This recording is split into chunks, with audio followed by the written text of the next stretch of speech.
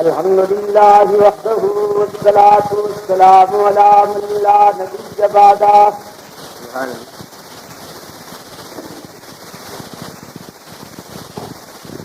وعلى آله وأصحابه الذين أوفوا عهده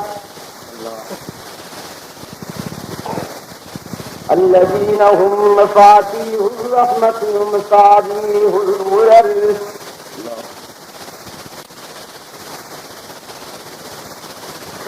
أما بعد فأعوذ بالله من الشيطان الرجيم. بسم الله الرحمن الرحيم.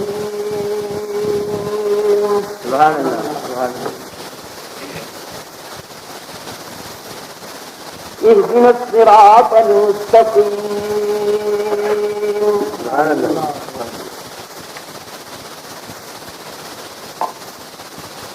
وقيل للنبي صلى الله عليه وسلم ما الصراط المستقيم؟ فقال صلى الله عليه وسلم ما أنا عليه وأصحابي.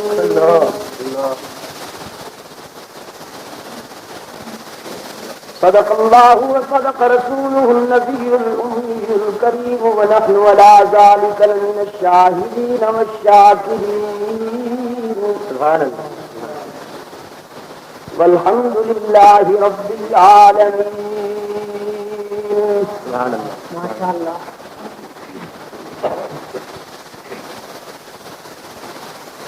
برادر مکرم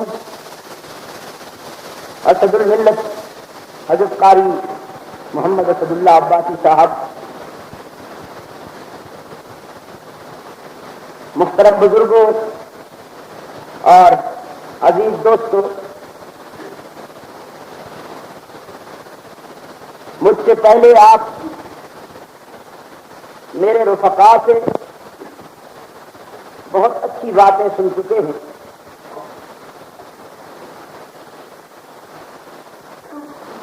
سب سے پہلے میں آپ کو تراویح میں قرآن پاک کی سماعت مکمل کر لینے پر ہدیہ تبریک پیش کرتا ہوں اور اللہ سے دعا کرتا ہوں کہ وہ آپ کے صیام و قیام کو شرط قبولیت سے نوازیں اور ہمیں عملی مسلمان بنائیں.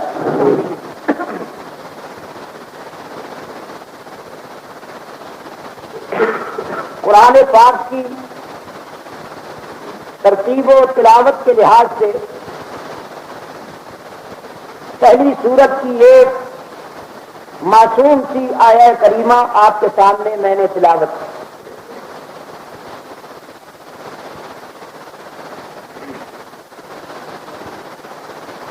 ترجمان قرآن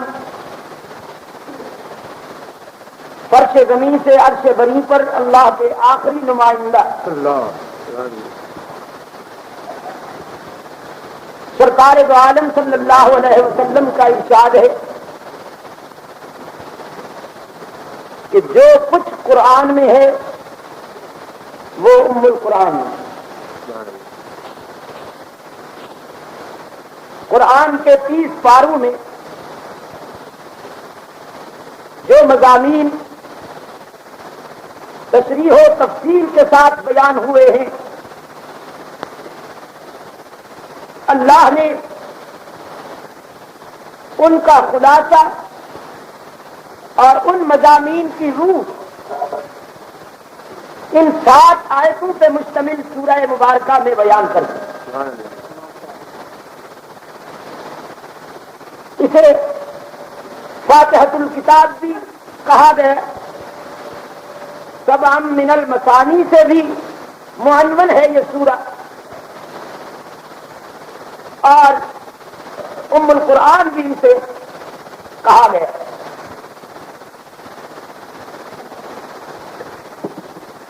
ام القرآن کہتے ہوئے ایک مناسبت بڑی خوبصورت میری سمجھ میں آتی ہے. ماں کی جہاں اپنے بچوں پہ اور بہت سی شفقتیں ہوتی ہیں، وہاں یہ بھی شفقت حکمت ہوتی ہے کہ بچہ بار بار اپنی ماں کی چھاتی سے چمٹتا ہے اور اسے سکون ملتا ہے. سورہ فاتحہ کو ام القرآن کہا گیا.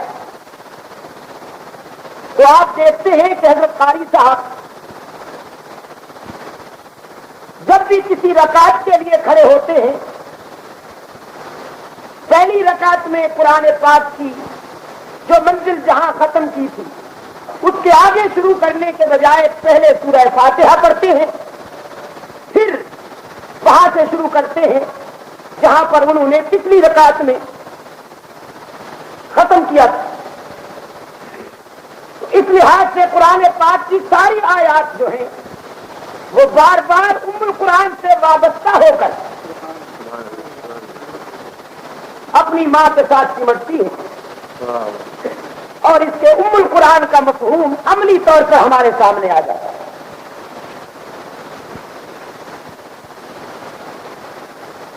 تقریباً اس کی یہ وسطی آیت ہے اہدنا الصراط المستقیم، دعائی آیت ہے. بندے نے اپنے داتا سے مانگا، اپیل کی. اس سے پہلی آیتیں اس سوال کی تمہید نظر آتی ہیں اور اس سے اگلی آیتیں اسی سوال کی تکمیل نظر آتی ہیں. اللہ اگر آپ کو قرآن کا فہم نصیب فرمائے، اور میری دعا ہے کہ ضرور فرمائے. عربیوں کو بھی اللہ قرآن کا فہم نصیب فرمائے، مگر اجمیوں کو بطور خاص اللہ قرآن کا فہم نصیب فرمائے کہ ان کو لوٹنے والے بہت اجمیوں کو. جب آپ غور فرمائیں گے تو اہدنا الصراط المستقیم سے جو پہلی آیتیں ہیں وہ تمہید ہے سوال کی. وہ اس طرح کے مانگنے والے نے اپنے داتا کی تعریف کی.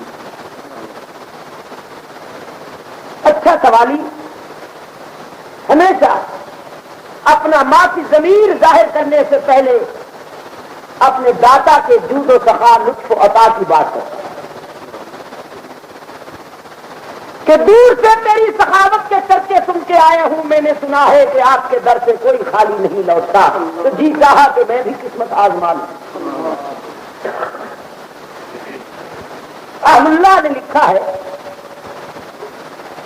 جن کے ضمیر کی گہرائیاں تقویٰ کے چراغ سے روشن ہوتی ہیں، انہوں نے لکھا ہے کہ اگر مانگنے میں سلیقہ نہ ہو، حسن طلب نہ ہو، تو خطرہ ہوتا ہے کہ سوال ناکام ہو جائے. داتا جتنا رقیق القلب ہو، غریب پرور ہو، جذبہ شناس ہو، لیکن اگر مانگنے والے کو مانگنے کا ڈھنگ اور سلیقہ نہ آئے تو خطرہ ہے کہ سوال ناکام ہو جائے.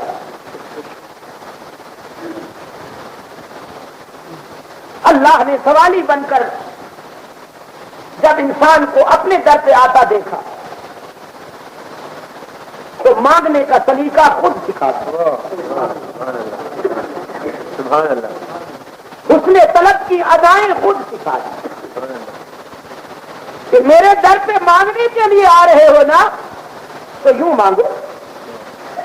سب سے پہلا جملہ جو انسان کی زبان سے نکلتا ہے اس کی بلاغتیں تو ملاحظہ فرمائیے. مایا الحمدللہ رب العالمین.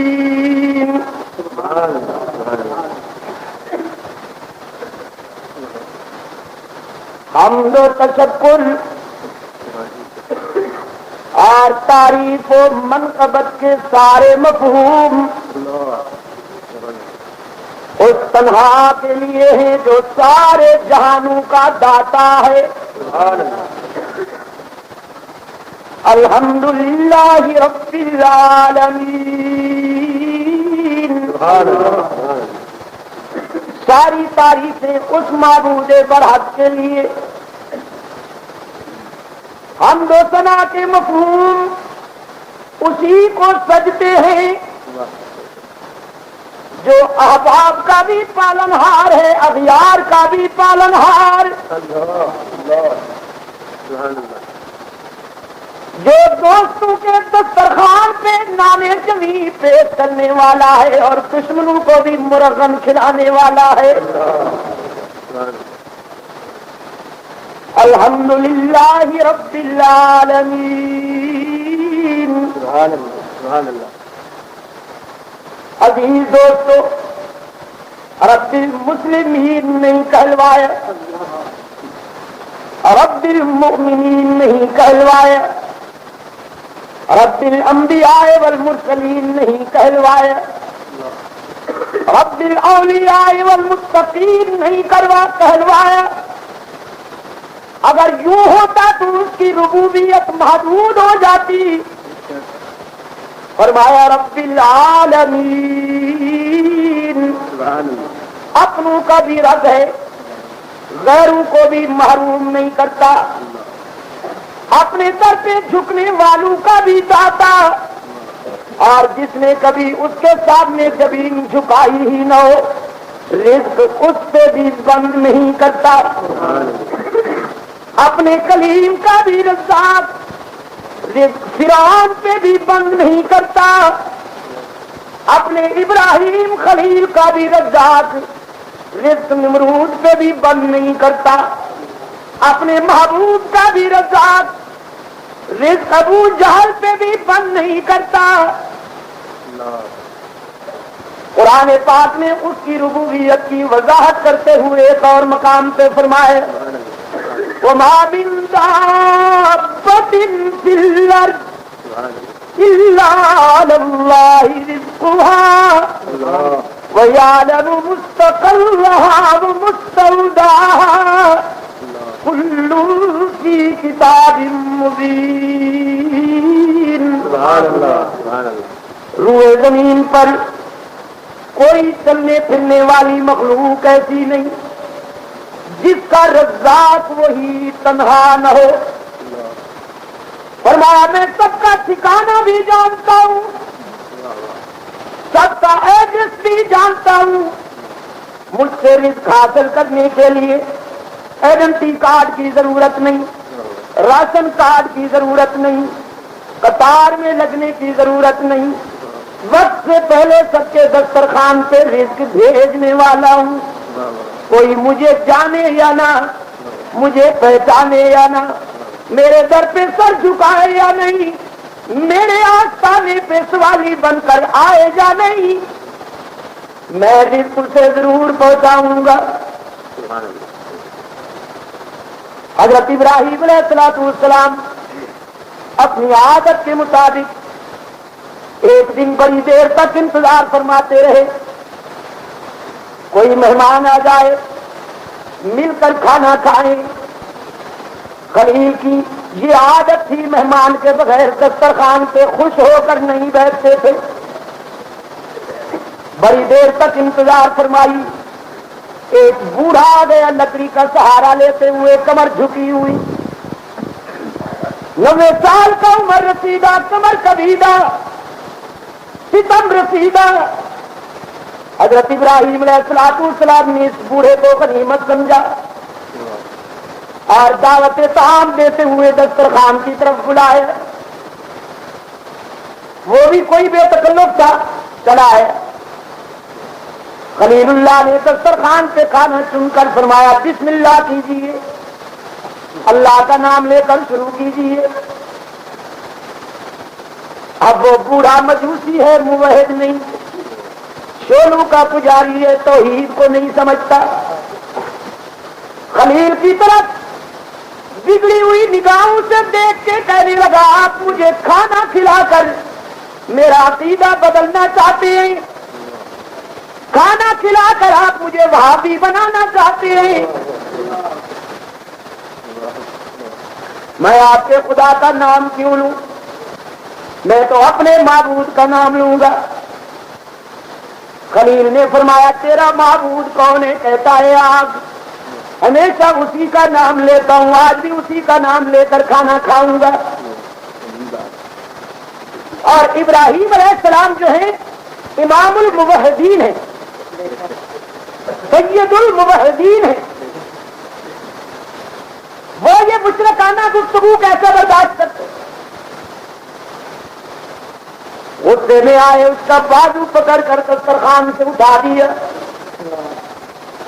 دھکے دے کے نکال دیا، فرمایا جس کا نام لوگے نمک حرام کہیں گے، کھانا بھی اسی سے مانگو نا، تمہیں حیا نہیں آتی؟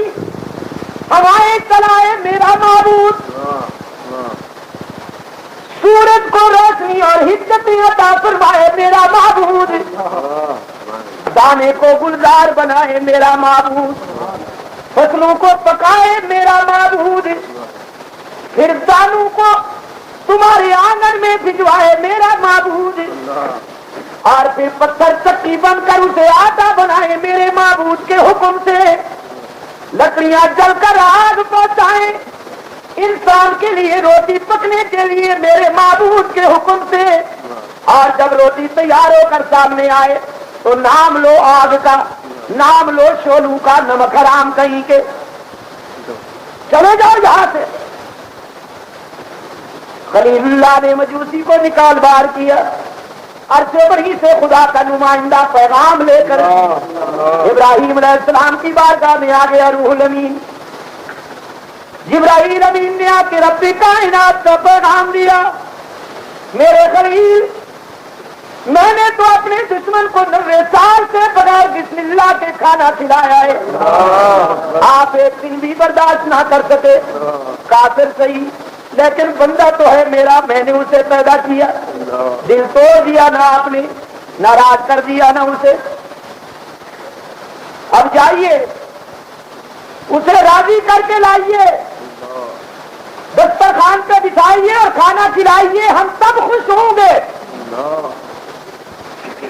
ابراہیم علیہ السلام اٹھتے ہیں اور جاتے ہوئے مجوسی کو آواز دیتے ہیں، بابا ٹھہر جا، اور وہ پورا پلٹ کے دیکھتا ہے خلیل اللہ کی طرف، کانپنے لگتا ہے، یہ سمجھ کے کہ شاید غصہ ٹھنڈا نہیں ہوا، پہلے لفظوں سے خدمت کی تھی، اب جوارے سے پاپوش کھلانے آئے، مار پڑے گی۔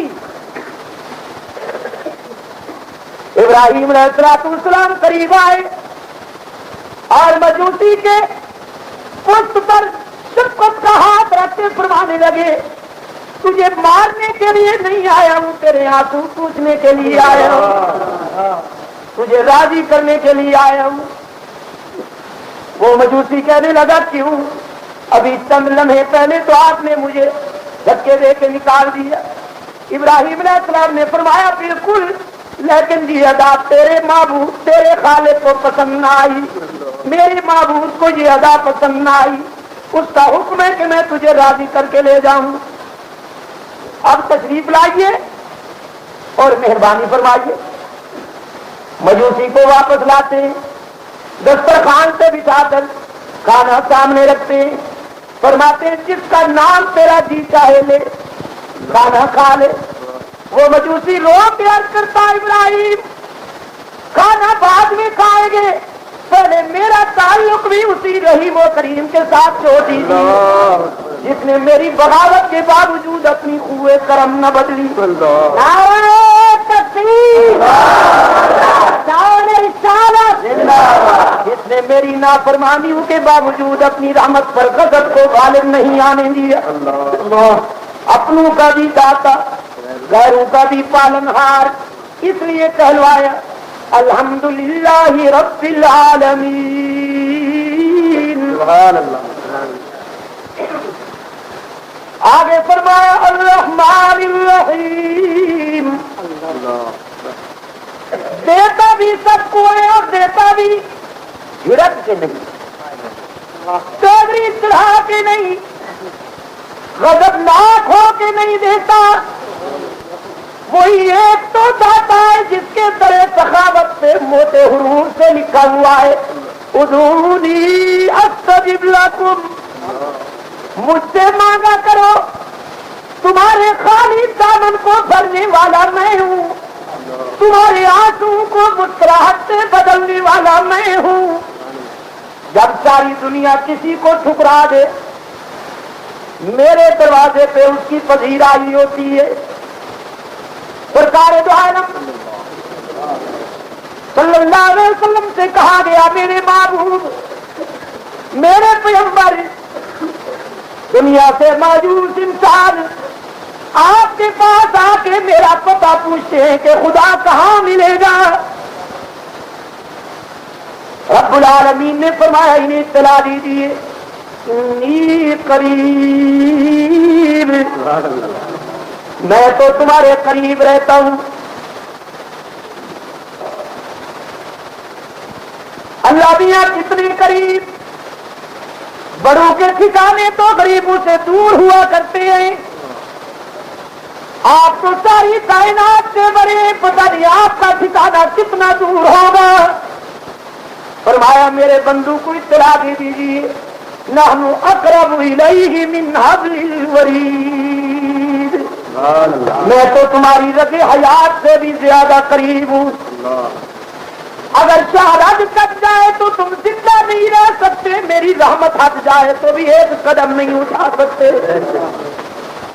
میں تو تمہارے قریب ہوں، ماں کی ممتا سے بھی زیادہ قریب، باپ کی فطری محبت سے بھی زیادہ قریب، بھائی کے جذبہ اخوت سے بھی زیادہ قریب، سلطنت کے قانون سے بھی زیادہ قریب، دوست کے وعدوں سے بھی زیادہ قریب، دنیا کا کوئی رشتہ بیٹے کی جوانی سے بھی زیادہ قریب، دنیا کا کوئی رشتہ کوئی تعلق تمہاری اتنا قریب نہیں جتنی میری رحمت تمہارے قریب ہے۔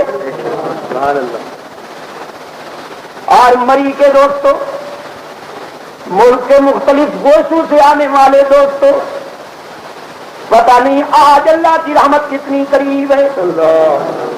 ویسے تو ہر رات اس کے خزانے لٹتے ہیں۔ سرکار دو عالم صلی اللہ علیہ وسلم نے فرمایا جب ساری دنیا کی عدالتیں بند ہو جاتی ہیں اس وقت اس کی عدالت کا دروازہ کھل جاتا ہے اور پھر وہاں سے آواز آتی ہے حل من مستغفر، ہے کوئی سلو کرنے والا، میں راضی ہونے کے لیے تیار ہوں۔ ہے کوئی محروم، اسے مالا مال کر دوں۔ ہے کوئی رسوا، اسے بلند و بالا کر دوں۔ سرکار دو عالم صلی اللہ علیہ وسلم نے فرمایا غفلت کے چادریں تان کر سوئے ہوئے گناہگاروں کو ساری رات اس کی رحمت جھنجھوڑتی ہے اور جگاتی ہے، اور ادھر گناہگاروں کی روح پکارتی ہے خدا بندہ تیرے آستانہ رحمت پہ کس منہ سے آئے، ندامت آنے نہیں دیتی، شرمندگی قدم اٹھانے نہیں دیتی، دامن میں تو ایک بھی خوبی نہیں، کس منہ سے آئے روسی آئی لے کر۔ اس کی بارگاہ رحمت سے تسلی آتی ہے کہ میں نے کب کہا خوبیاں لے کر آؤ، میری بھی تو یہی پیشکش ہے کہ خطائیں جمع کر کے لاؤ، زندگی بھر کی کوتاہیاں جمع کر کے لاؤ، میں تمہاری خطاؤں سے کئی گنا زیادہ رحمت لے کر انتظار کر رہا ہوں، آؤ تو صحیح، میری رحمت کو آزماؤ تو صحیح، میرے آستانہ رحمت پہ سر جھکاؤ تو صحیح، تمہارے آنے میں دیر ہو سکتی ہے، میرے راضی ہونے میں دیر نہیں ہوگی۔ سرکار دو عالم صلی اللہ علیہ وسلم نے فرمایا حدیث قدسی کہ رب کائنات نے فرمایا لو ان اولکم وآخرکم وحیکم ومیتکم جنکم انسکم ذکرکم انثاکم رطبکم یابسکم قاموا فی ساعۃ واحدہ، سارے انسان، سارے جن، اگلے پچھلے، جو گزر چکے ہیں وہ بھی قبروں سے اٹھ کھڑے ہوں، جو زندہ ہیں وہ بھی سوالی بن کے اٹھ کھڑے ہوں، مرد و عورت، مشرقی مغربی، عربی آجمی، سارے انسان اور جن سوالی بن کر میرے دروازے پہ آ جائیں، فَيَسْأَلُ كُلُّ سَائِلٍ مَسْأَلَتَهُ، ہر مانگنے والا اپنی پسند کی دولت مجھ سے مانگے۔ رب العالمین نے فرمایا میرے محبوب فَآتَيْتُ كُلَّ سَائِلٍ مَسْأَلَتَهُ، اور میں ہر مانگنے والے کا دامن بھر دوں، سب کی مرادیں پوری کر دوں۔ تو میرے خزانے رحمت میں اتنی بھی کمی واقع نہیں ہوگی جتنا چلتے ہوئے سمندر میں کوئی سوئی ڈبوئے سوئی کے سرے پہ پانی نظر آ سکتا ہے. میں ساری کائنات کا دامن بھر دوں تو میرے خزانے میں اتنی بھی کمی واقع نہیں ہوگی. جو کچھ تم نے جمع کیا ہوا ہے اسے آگ جلا سکتی ہے, پانی بہا سکتا ہے. وما عند اللہ باق, اور جو کچھ خدا کے پاس ہے وہ کبھی فنا ہونے والا نہیں. الرحمن الرحیم, وہ اپنے در پہ آنے والے کو جھڑکتا بھی نہیں. مری کے دوستو, ایک ہی تو داتا ہے ساری کائنات میں جو اپنے در پہ آنے والے کو تانا بھی نہیں دیتا کہ کل تک کیا کرتے رہے ہو, آج کس منہ سے میرے دروازے پہ آ گئے ہو. دیتا بھی سب کو ہے اور دیتا بھی لطف و کرم کے ساتھ ہے, شفقت و مہربانی کے ساتھ ہے. آگے فرمایا مالک یوم الدین, مانگنے والے نے سوالی کی حیثیت سے آئے ہوئے انسان نے یہ بھی اعلان کیا کہ جزا و سزا کے دن کا مالک و مختار بھی تو, تیرے سوا مختار کوئی نہیں. جس کی جاہ و جلال کا یہ عالم حشر میں آواز آئے گی, من ذا الذی یشفع عندہ الا بإذنہ, وہ ہے کون سی ہستی جو خدا کی اجازت کے بغیر کسی کی سفارش کر سکے. من ذا الذی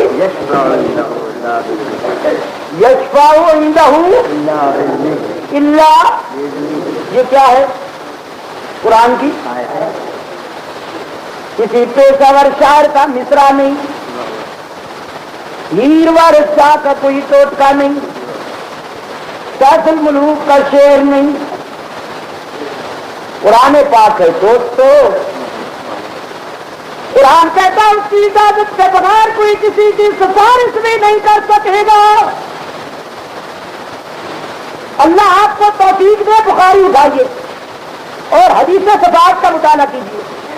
سرکار دو عالم صلی اللہ علیہ وسلم جب اپنی امت کے لیے اور گھبرائی ہوئی انسانیت کے لیے ساتھی بن کے محشر میں اللہ کی بارگاہ میں التجا کریں گے, ہاتھ اٹھانے سے پہلے حدیث پاک میں آتا ہے کہ سرکار دو عالم صلی اللہ علیہ وسلم آنسو کی برسات میں خدائے مختار کل کے حضور سجدہ فرمائیں, اور ارشاد ہوتا ہے کہ وہ سجدہ اتنا طویل ہوگا, آنسو سے معمور اور رقتوں سے بھرپور سجدہ ہوگا کہ دنیا کے ہزاروں سجدے بھی اس کا مقابلہ نہیں کر سکتے. آج بھی تواضع, رقت اور انکسار کے عالم میں محبوب کبریا صلی اللہ علیہ وسلم آنسو بہا بہا کر رب العزت کے حضور سجدہ ریز بھیجے, پھر آواز آئے گی, پھر پار آتا تھا. اچھا میرے محبوب اب سر اٹھاؤ, اب سر اٹھاؤ, سر آپ سوال کیجیے تو میں عطا کروں گا, آپ مانگتے جائیے میں دیتا جاؤں گا. اگر آپ نے غور سے سنا ہے تو اس نتیجے پہ آپ پہنچ گئے ہوں گے کہ اتنے آنسو کے باوجود, عاجزی اور ذلتوں کے باوجود اتھارٹی میں فرق نہیں آئے گا, پیغمبر سوال ہی رہے گا.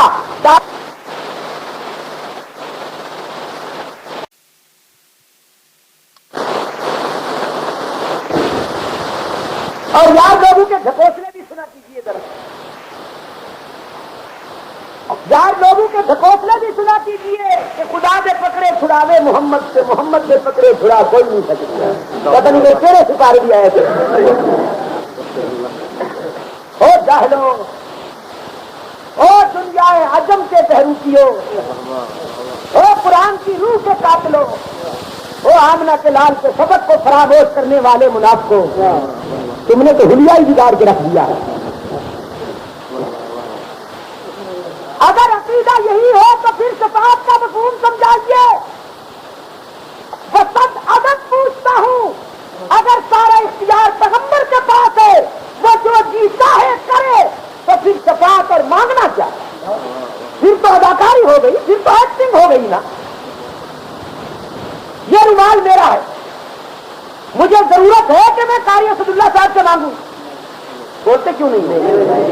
یہ میرے اپنے پاس ہے اور میں اسے لیے ہوئے ہوں. اب اس کی ضرورت ہے کہ میں ان سے کہوں یہ مجھے دے دو. رومال میرا، قبضہ میرا، میرے پاس. اگر میں ان سے کہوں رومال دے دو، آپ کیا کہیں گے؟ ایسے ہی اداکاری ہو رہی. یہ ہے ان کے پاس، مجھے اس کی ضرورت ہے. وہ گھر والے ہیں، میں مسافر ہوں، مجھے اس کی ضرورت ہے. اور میں کہتا ہوں حضرت قاری صاحب ازراہ شفقت مجھے عطا کر دیجیے. اب ٹھیک ہے نا، میرا مانگنا بھی صحیح، ان کا دینا بھی صحیح. شفاعت کا مفہوم یہی ہے دوستو کہ اختیار اللہ کے پاس ہے. اختیار اللہ کے پاس ہے. وہ جسے چاہے نواز کے، چاہے تو ہفتے کے سیاسان بلال کو جنت کا وارث بنا دے، اور چاہے تو پیغمبر کے چچا کو جہنم کا ایندھن بنا دے.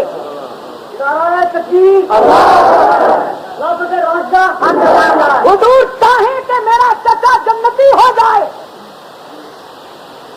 زندگی کے آخری مراحل میں دنیا کو چھوڑ رہا تھا وہ مکے کا بوڑھا، پیغمبر اقدس صلی اللہ علیہ وسلم اس کے سرہانے بیٹھے اور کان میں کہتے ہیں چچا میرے کان میں توحید کا اقرار کر دو، میں گواہ ہو جاؤں گا حشر میں. تو پتہ ہے وہ کیا کہتے ہیں جن کو علیہ السلام بنائے پھرتے ہیں یار لوگ، جنہیں پاسبان نبوت بنائے پھرتے ہیں، رگے گل سے بلبل کے پر باندھنے والے احمق، میر انیس کے مرثیے پہ گزارا کرنے والے احمق، اور ذاکروں کے قصیدوں پہ گزارا کرنے والے جاہل علیہ السلام بنائے پھرتے ہیں.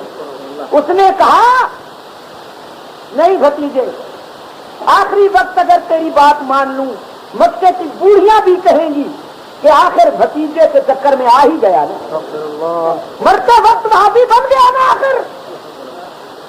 بالکل نہیں. سرکار دو عالم صلی اللہ علیہ وسلم نے رب العزت کی بارگاہ میں التجا کی، خدا بندہ یہ نہیں مانتا تو مان لے، اسے ہدایت عطا کر. فوراً قرآن آیا، فرمایا انک لا تہدی من احببت ولکن اللہ یہدی من یشاء. میرے محبوب ہدایت اسے نہیں ملے گی جسے آپ پسند کریں، ہدایت اسے ملے گی جسے میں خود پسند کروں. کوئی بات سمجھ میں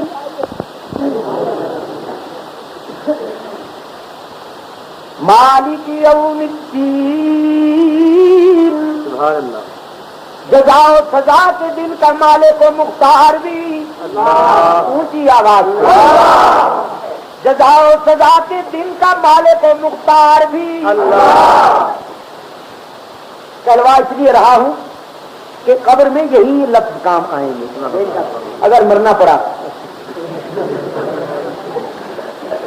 ورنہ مرنے کے ارادے نہیں ہیں، ارادے نہیں ہیں. اللہ آپ کے دشمنوں کو مارے، آپ کیوں مریں؟ لیکن خدا نہ خواستہ اگر یہ حادثہ ہو بھی گیا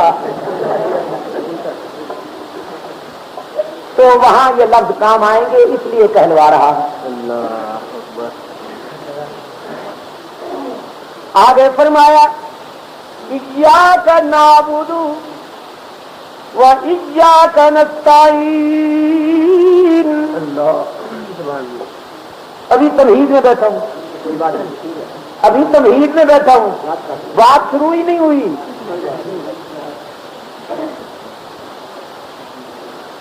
کچھ مانگنے سے پہلے، حرف مدعا زبان پر لانے سے پہلے سوالی نے وعدہ کیا ہے اپنے داتا سے.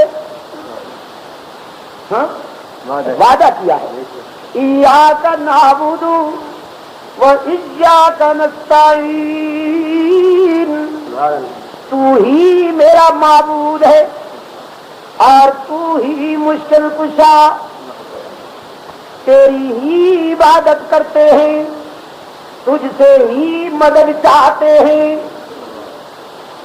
مری والو،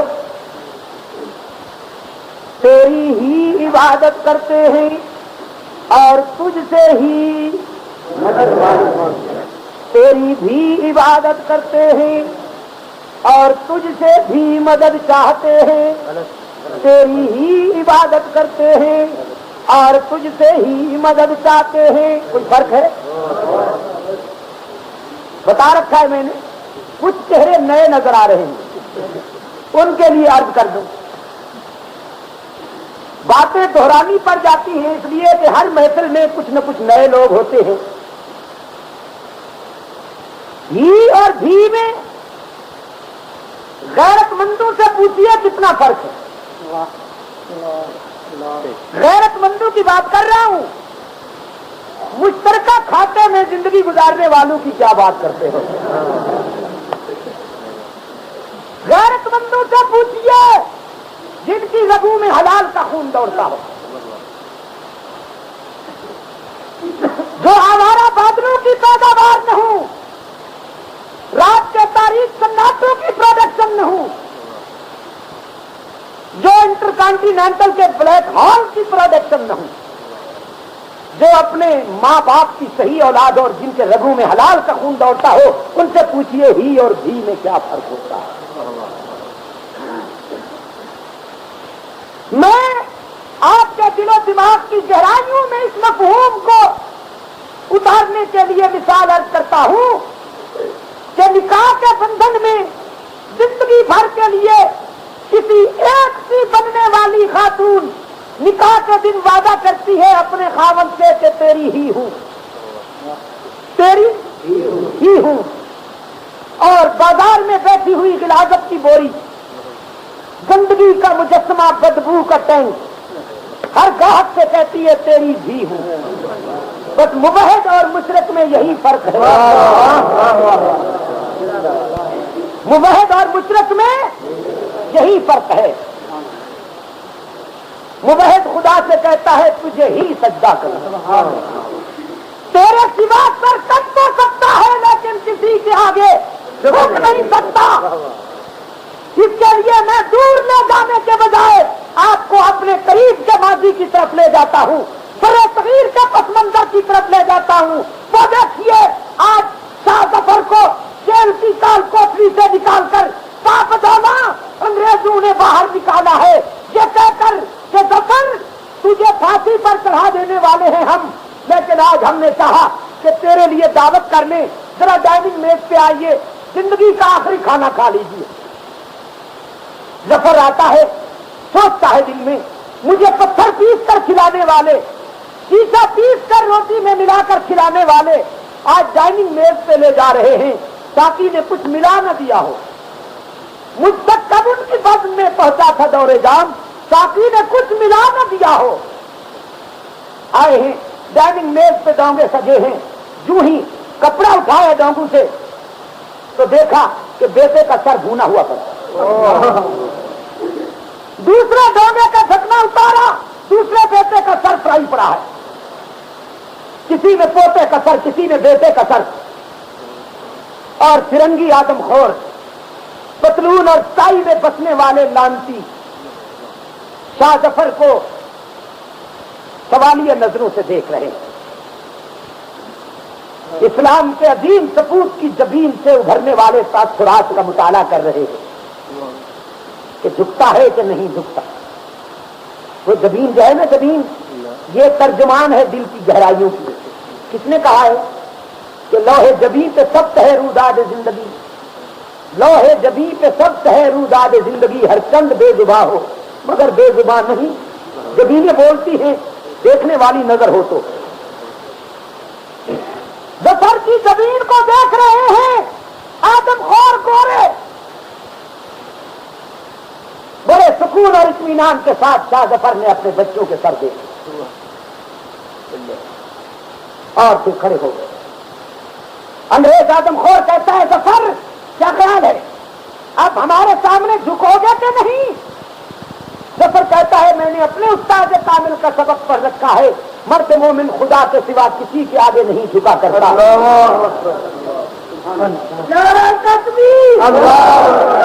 یہ تو میرے بیٹے تھے نا جو منزل کو پہنچ گئے، اب میں رہ گیا ہوں، میرا سر قلم کر کے برائی کر سکتے ہو لیکن خدا کے آگے جھکنے والا سر غیر اللہ کے آگے نہیں جھکتا۔ تاج سر سے ختم نبوت علماء دیوبند فنا فی اللہ کی تہنے بقا کا راز مضمر ہے، جسے مرنا نہیں آتا اسے جینا نہیں۔ تو میں عرض یہ کر رہا تھا کہ موحد خدا سے وعدہ کرتا ہے کہ تیرا ہی سجدہ کروں گا، تیرا ہی سجدہ کروں گا، اور مشرک مسجد میں آ کے خدا کے آگے جھک لیتا ہے اور مسجد سے نکل کر کہیں نقل مرکز کی چھاؤں میں سجدہ۔ الطاف حسین حالی کی تو چیخ نکل گئی، مرحوم الطاف حسین حالی نے کیا کہا؟ کہیں نقل مرکز کی چھاؤں میں سجدہ، کہیں مرنے والے کے پاؤں میں سجدہ، اشاروں میں سجدہ، اداؤں میں سجدہ، ادھر اور ادھر خانقاہوں میں سجدہ، کبھی جھنڈیوں والی مزار کے آگے، کبھی ٹوپی والی جبے والی سرکار کے آگے، اور کبھی دین فروش سرکار کے آگے۔ موحد جب جاری ہوتا ہے مشرک ہر جاری ہوتا ہے۔ ہو سکے تو مری کے گرو دیوار پہ لکھ دو۔ قاری صاحب میرا شکریہ ادا کر کے مجھے ہر وقت شرمندہ کرتے ہیں کہ شاہ صاحب نے ہمیں بڑا وقت دے دیا ہے، میں نے آپ سے کوئی احسان نہیں کیا، میں اپنا فرض ادا کرنے کے لیے آیا ہوں۔ جہاں شرک کے اندھیرے پہنچیں گے میں وہاں قرآن کا نور ضرور لے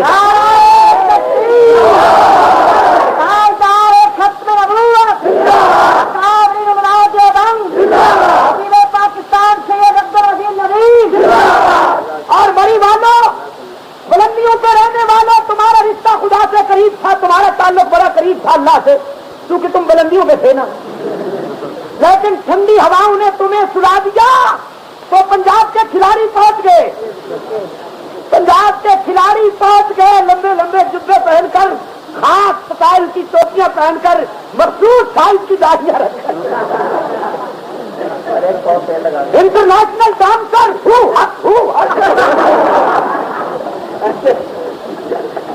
کھلاڑی ہو، کاروباری ہو، صدقے جاواں۔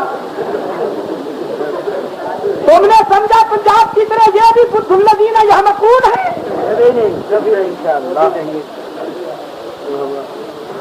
عزیز دوست، کیا کہا میں نے؟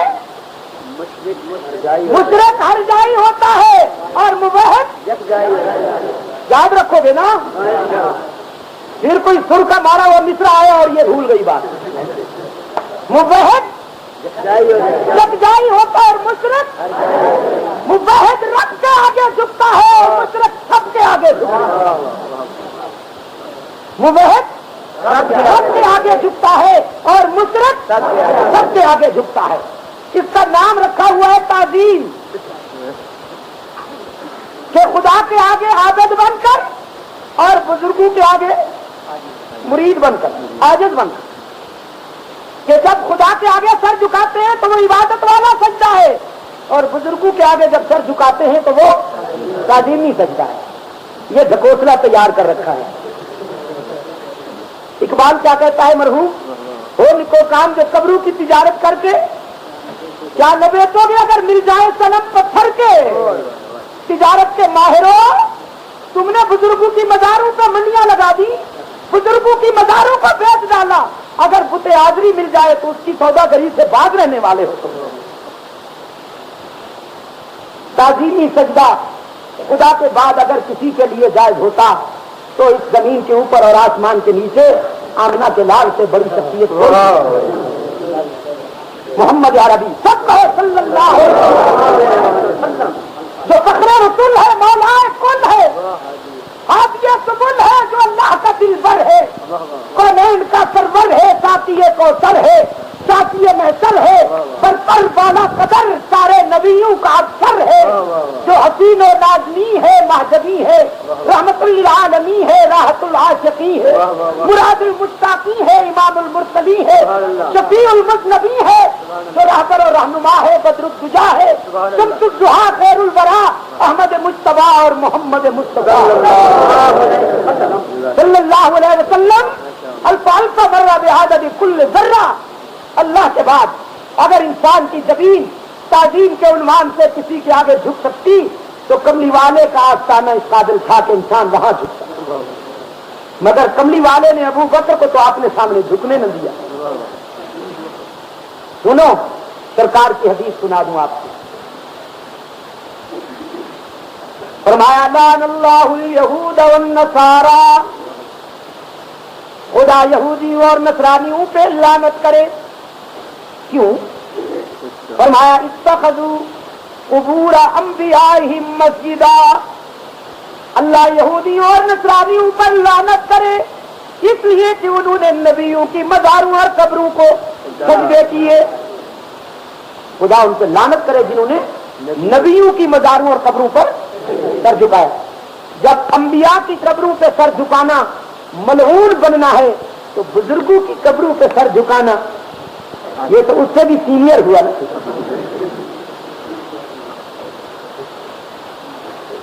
अब इधर उधर से जो सुन रहे हैं ना वो दोस्त, या जिन्होंने कैसे भेजी हुई है तो कहीं देखा बुजुर्गों का दुश्मन है कि नहीं, बुजुर्गों का मुखालिफ है कि नहीं?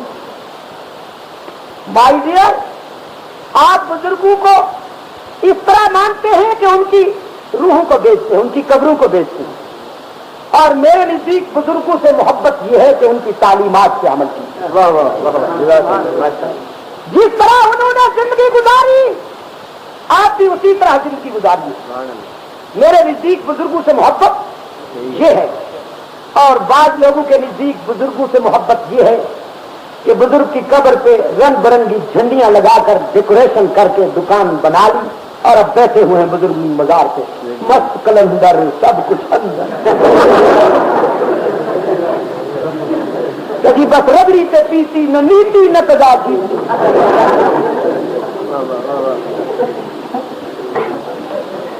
और ये जिन मैंने यूरोप का दौरा किया, वहां से फिर मसले के गुस्सा में आया, खुदा की कसम मुझे ये जिन्स कहीं नहीं मिली। ये बैनुल अक़वामी यतीम, ये इंटरनेशनल निकम्मे मुजावराने की रहा कहीं मुझे नहीं नजर आया। सऊदी अरबिया में तो इनका बीज ही नहीं मिलता, ना फोन ही नहीं मिलता।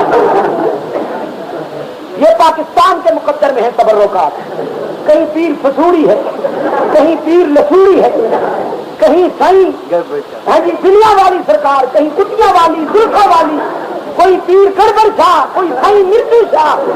ट्रेड मार्क है नहीं, ट्रेड मार्क।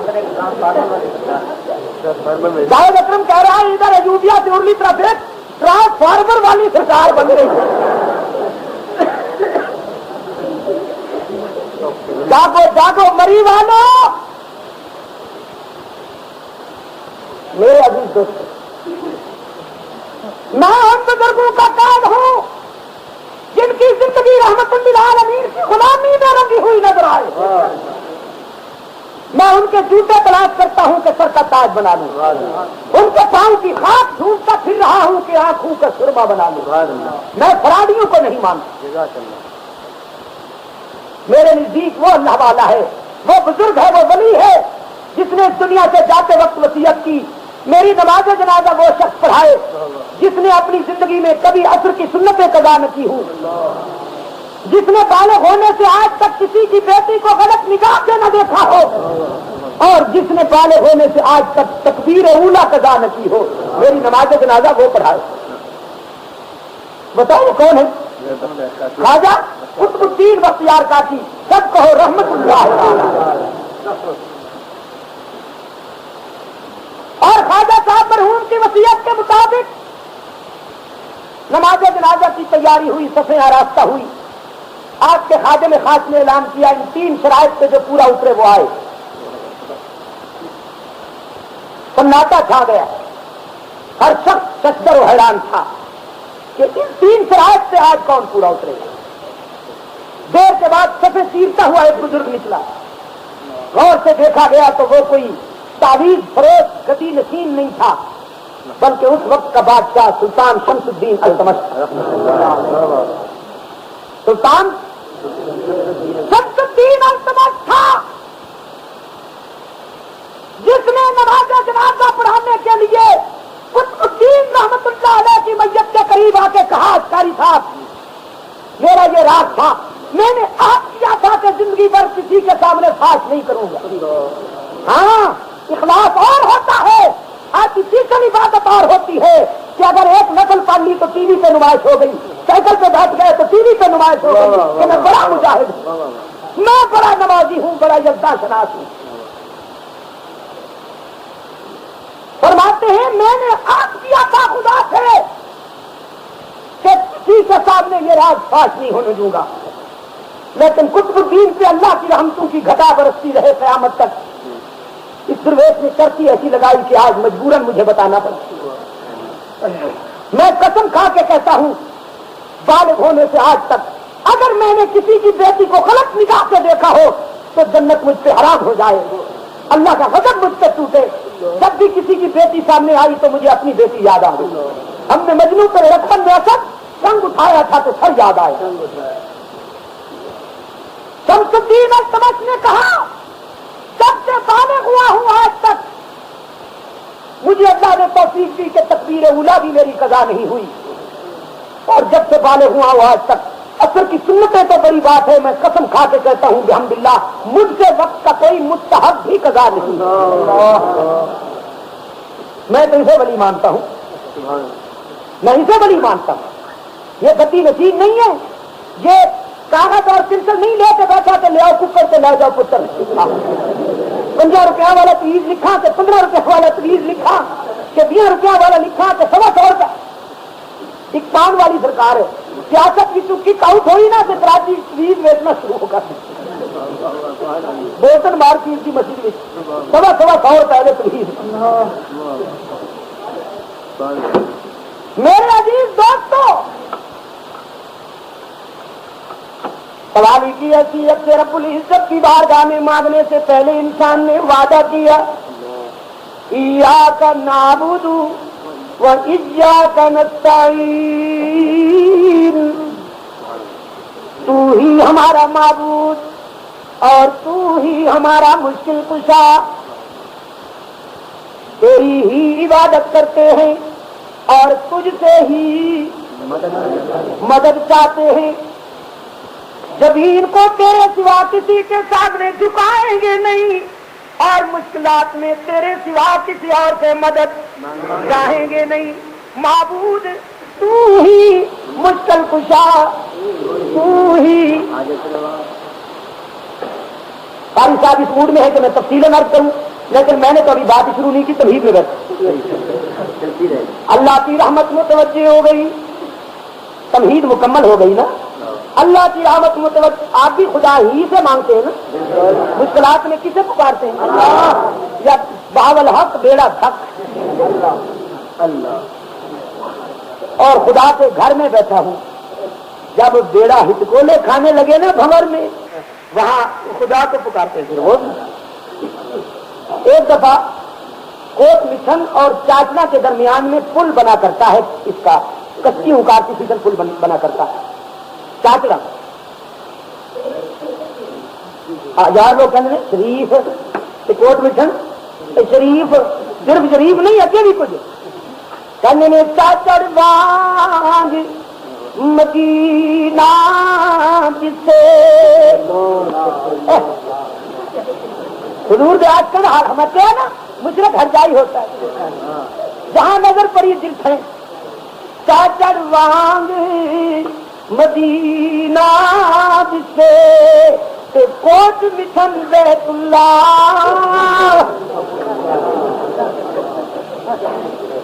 تو چاچڑ مدینہ بڑھ گیا. کیوں؟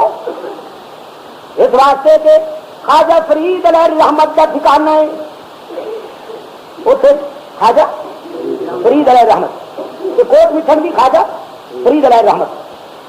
تو دونوں جگہ پہ ہوتا ہے. میں نے بھی ایسے بھی ایسی اتنی بھی بنائی ہوئی ہونا سے دکھا ہوتے بھی بنائی ہر گائی نے کیا کہ نہیں کسی کا نہیں ہوتا. کہنا چاچرواز مدینہ جسے کوٹ مٹھن بیت اللہ ظاہر دے وچ پیر فرید تے باطن دے وچ اللہ. لگی نا سر قوم ہوش رہنا نہیں لگی تو گوڈے کے قریب ایک جگہ میں دوستوں نال کھڑا سی بس کی انتظار کی ایک کتی نصیب گزریا انہیں میں نے دیکھا چل بریک لائی کار تو ریورس کر کے لیا. میں کہنا چاچا تھوڑی جی گل سن لو گے. میں جی ضرور. دور جا کے کہنا وہ ہیرے کن خشک لوگ جا سکیں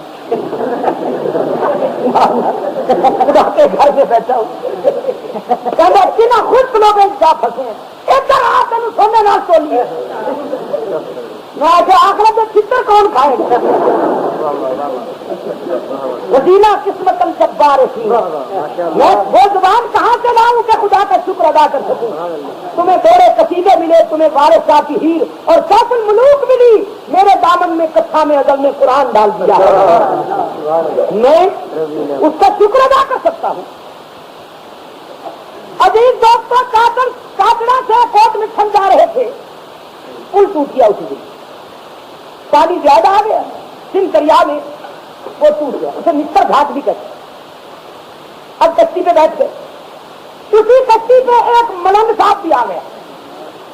یہ ملنگ بھی جانتے حضرت علی کا سپورٹر. سبحان اللہ.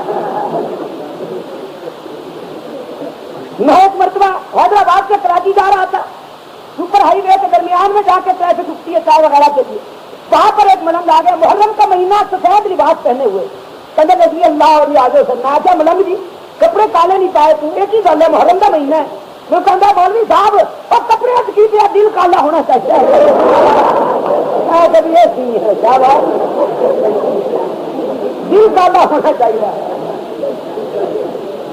ملنگ بھی آ بیٹھا اس کشتی وہ مینو بار بار کٹی جائے میگزین میں جائی جائے مولا علی شیر خدا سبھی کشتی پار لگا دینا, میری کشتی پار. میں نے کہا بھی مجھے کیا اعتراض ہے, میری کشتی خدا پار لگاتا ہے, اگر تیری کشتی حضرت علی پار لگاتے ہیں تو چشمے مارو اس کی دلے بادشاہ, ہمیں کیا اعتراض ہے. صبح اپنا اپنا پسند اپنی اپنی. اب ہوا یوں کہ ایک مقام پہ جا کے پانی کی گہرائی کم تھی, بہاؤ تیز تھا, وہاں جا کے کشتی ہچکولے کھانے لگی اور حضرت جو ہے وہ بیٹھے بالکل کنارے پر. ملا اسٹیئرنگ پکڑ کے بیٹھا تھا. اب جو کشتی بھمر میں آئی اور اس کا بیلنس بگڑا تو اس نے زور زور سے جو اسٹیئرنگ پھیرا تو ایک بازو لگا ملنگ صاحب نے جا پیا دریا. راجا میرے مولا ہوتے چار لگا دینا.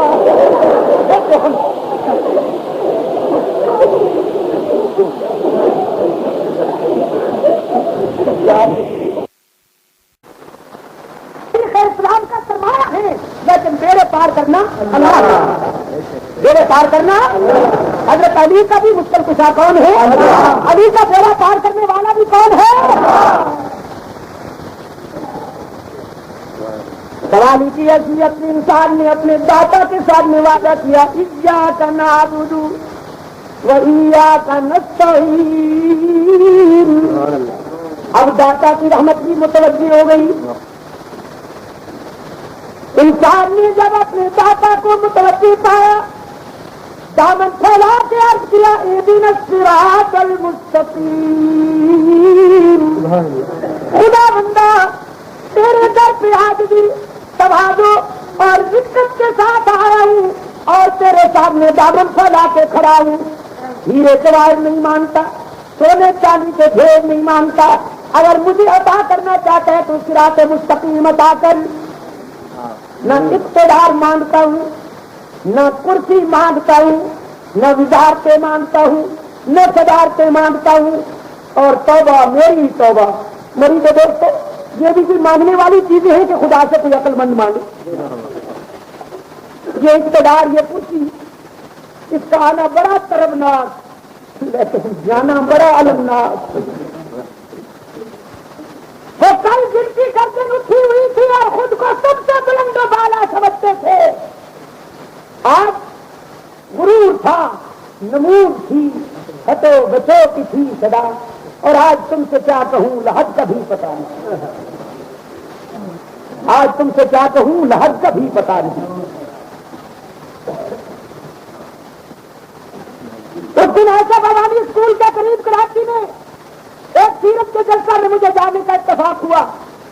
دوست نے بتایا کہ یہ سامنے گورا قبرستان ہے, جہاں پر ہمارے ایک گورنر صاحب مدفون ہیں.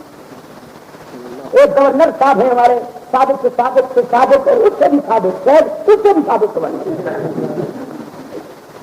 بڑی عجیب رنگیلی شخصیت تھی. کبھی کبھی ارشاد ہوا کرتا تھا, مولویوں کو چاندی کی کشتی میں بٹھا کر بحیرہ حمر میں پھینک دوں گا. علماء تو موجود ہیں, ان کی درویشی بھی موجود ہے, ان کی درویشی بھی موجود ہے. اور میں کہا کرتا ہوں چمن میں رہنے والوں سے تو ہم صحرا نشین اچھے, چمن میں رہنے والوں سے تو ہم صحرا نشین اچھے, کہ بہار آ کر چلی جاتی ہے ویرانی نہیں جاتی.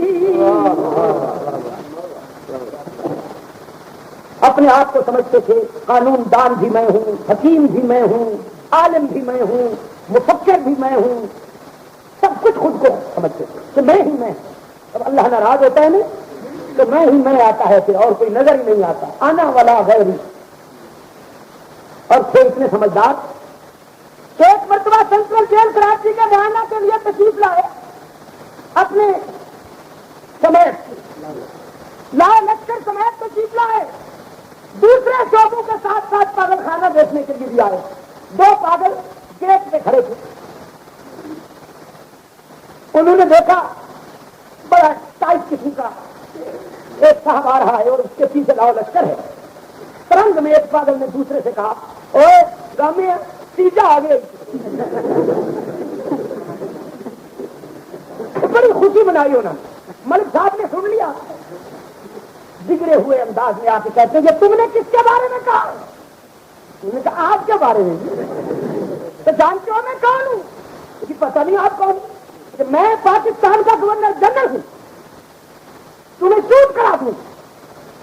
پاگل نے کہا جی ہم جب باہر ہوتے تھے نہیں تو ہم بھی اسی طرح کہا کرتے تھے, ہم نبی ہیں, ہم خدا ہیں, ہم پتہ نہیں کیا کیا. آپ بھی جب اندر آئیں گے تو آپ کو پتہ چل جائے گا کہ آپ کون ہیں, طبیعت ٹھیک ہو جائے گی.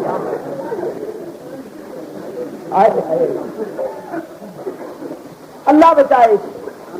یہ کوئی مانگنے والی چیز ہے کہ کوئی عقل مند خدا سے یہ مانگے؟ سوال کی حیثیت انسان نے اپنے داتا سے مانگا ہے صراط مستقیم. اور جب میں نے قرآن سے پوچھا کہ یہ دولت کیسی ہے, قرآن پاک نے اطلاع دی.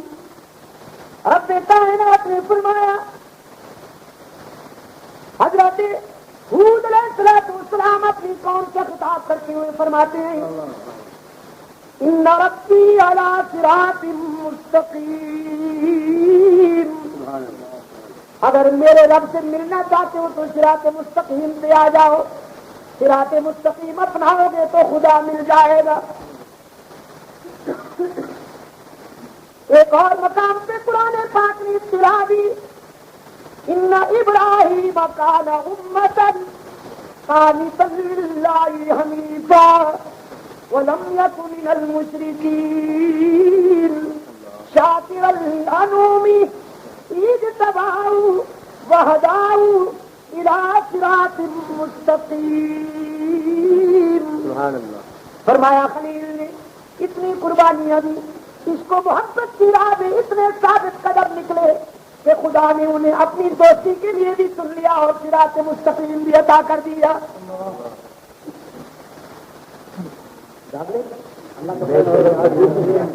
یا بھاگ رہے ہو؟ ویسے اطلاع عرض ہے کہ آج بات تفصیلی کہوں, اگرچہ مجھے کل 3 تقریریں کرنی راولپنڈی میں, 3. ایک جمعۃ الوداع کی اجتماع میں, پھر رات کو پہلی تقریر ورکشاپی میں اور دوسری تقریر مئی روڈ قاسم آباد میں. لیکن آج کا فرض ادا کروں گا. پتہ نہیں کل تک زندہ رہوں کہ نہیں.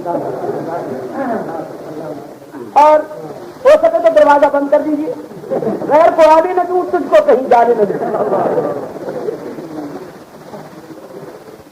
ایک اور مقام پہ قرآن پاک نے اطلاع دی, یاسین والقرآن الحکیم انک لمن المرسلین علی صراط مستقیم.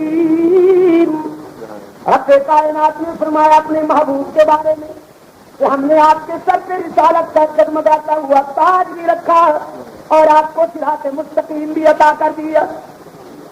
ایک اور مقام ہے فرمایا ما كنت تدري ما الكتاب ولا الإيمان ولكن جعلناه نورا نهدي به من نشاء من عبادنا وإنك لتهدي إلى صراط مستقيم.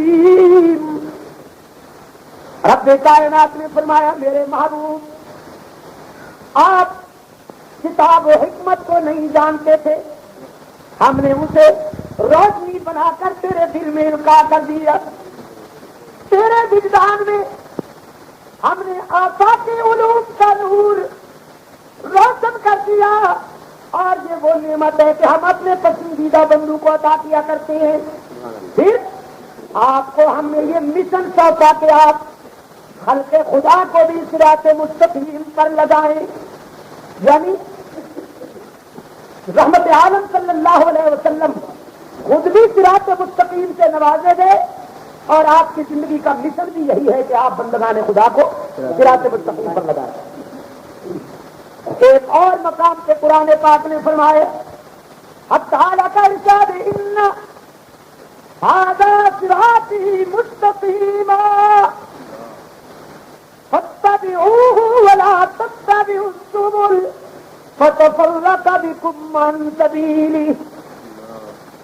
میرا راستہ صراط مستقیم ہے, اسی کو اپنا لو, متفرق راستوں میں نہ الجھو ورنہ بھٹک جاؤ گے. آپ کو اندازہ ہو گیا کہ صراط مستقیم کتنا قیمتی جوہر ہے جو انسان نے خدا سے مانگا. اب اگر آپ چاہیں تو قرآن سے یہ بھی پوچھ لوں کہ اس کے معنی کیا ہے. صراط مستقیم کا ترجمہ بھی پوچھ لیں قرآن پاک. حضرت عیسیٰ علیہ السلام اپنی قوم سے مخاطب ہیں, فرماتے ہیں ان اللہ ربی و ربکم, میرا اور تم سب کا داتا اللہ ہی ہے.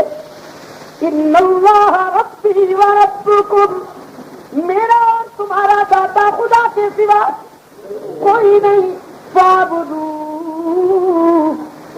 پھر نمک حلالی کا تقاضا یہ کہ جب داتا وہ ہے عبادت بھی اسی کی ہی ہونی چاہیے, سجدے بھی اسی کے لیے, رکوع بھی اسی کے لیے, عابدانہ قیام بھی اسی کے لیے, مشکلات میں شور و پکار بھی اسی کے لیے, ہر جگہ موجود ماننے کا تصور بھی اسی کے لیے, اللہ الغیوب ہونے کا عقیدہ بھی اسی کے لیے, دستگیر بھی صرف وہی, رزق دینے والا بھی صرف وہی, اولاد دینے والا بھی وہی, بیماروں کو صحت عطا کرنے والا بھی. ھذا صراط مستقیم. خدا کے ساتھ کسی کو شریک نہ بنانا ہی صراط مستقیم ہے. یہ کس نے کہا؟ حضرت عیسیٰ علیہ السلام نے اپنی قوم. اب ایک اور مقام پہ آئیے, سورہ یاسین. فرمایا وامتازوا اليوم أيها المجرمون. میدان حشر میں خدا کی جلالت میں ڈوبی ہوئی آواز آئے گی, آج نکھر جاؤ. نمک حلال ایک طرف, نمک حرام ایک طرف, وفادار ایک طرف, غدار. اگر آپ حساس ہوتے نا تو مجھ سے پہلے پکارتے آپ کہ یک جائی ایک طرف, ہر جائی ایک طرف, وفادار ایک طرف, غدار. نمک حلال ایک طرف, نمک حرام, یک جائی ایک طرف, ہر جائی. جب یہ تقسیم ہو جائے گی پارٹیشن ہو جائے گی، موحدین ایک طرف مشرکین ایک طرف۔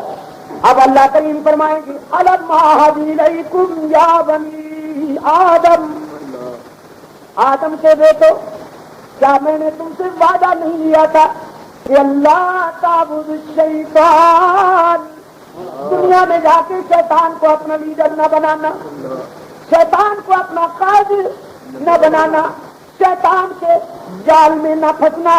جہاں تعبد الشیطان کے معنی یہ ہے کہ شیطان کی اطاعت نہ کرنا، شیطان کی غلامی اور بندگی نہ کرنا، اس لیے کہ تم نہیں جانتے، میں جانتا ہوں انہ لکم عدو مبین۔ وہ دوستی کا لبادہ اوڑھ کے آئے گا، وہ تمہیں اپنا دوست ظاہر کرے گا، لیکن میں تمہیں اطلاع دے رہا ہوں کہ اس سے بڑا دشمن کوئی نہیں تمہارا۔ یہ دنیا میں بھیجنے سے پہلے انسان سے اللہ نے وعدہ لے لیا اور شیطان کی عداوت کو ظاہر کر دیا۔ فرمایا میں نے تم سے کہا تھا اللہ تعبد الشیطان انہ لکم عدو مبین وان اعبدونی، عبادت میری ہی کرنا، مشکلات میں مجھے ہی پکارنا، ہر جگہ مجھے ہی موجود ماننا، اللہ الغیوب بھی مجھے ماننا، سجدے بھی میرے ہی کرنا، دستگیر مشکل کشا، کارساز، اولاد دینے والا، رزق دینے والا، ملازمتیں دینے والا، بیماریاں دور کرنے والا، قید سے رہائی دینے والا، قید سے بڑی ماں پچھلے دن بہتر بھر کے آئے ہم خیر نہ انہوں نے آ کے کیا ہونا ہے بیڑا پار کر بڑی ماما، انہیں بیڑا پار کیا بات تو پہلے تک کر سارے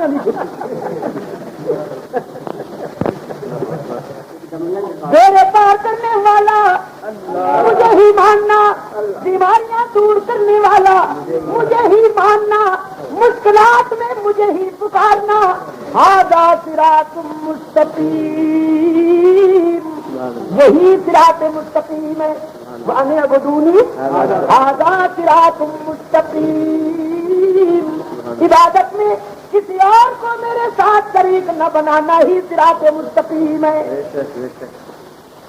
آپ نے صراط مستقیم کا وزن بھی معلوم کر لیا اور ترجمہ بھی معلوم کر لیا۔ اب میں بات کو ختم کرتا ہوں۔ مانگنے والے نے کہا صراط الذین انعمت علیہم، داتا وہ راہ چاہیے جس پر تو نے اپنے انعام یافتہ بندوں کو چلایا، تیرے انعام یافتہ بندوں والا راستہ۔ میں نے قرآن پاک سے پوچھا کہ انعام یافتہ خدا کے برگزیدہ بندے کون ہیں؟ قرآن پاک نے اللہ کی بارگاہ سے انعام حاصل کرنے والوں کے 4 طبقے بیان کیے۔ فرمایا الذین انعم اللہ علیہم من النبیین والصدیقین والشہداء والصالحین۔ کتنے ہو گئے؟ اس سے تو ختم نہیں ہو جائیں گے۔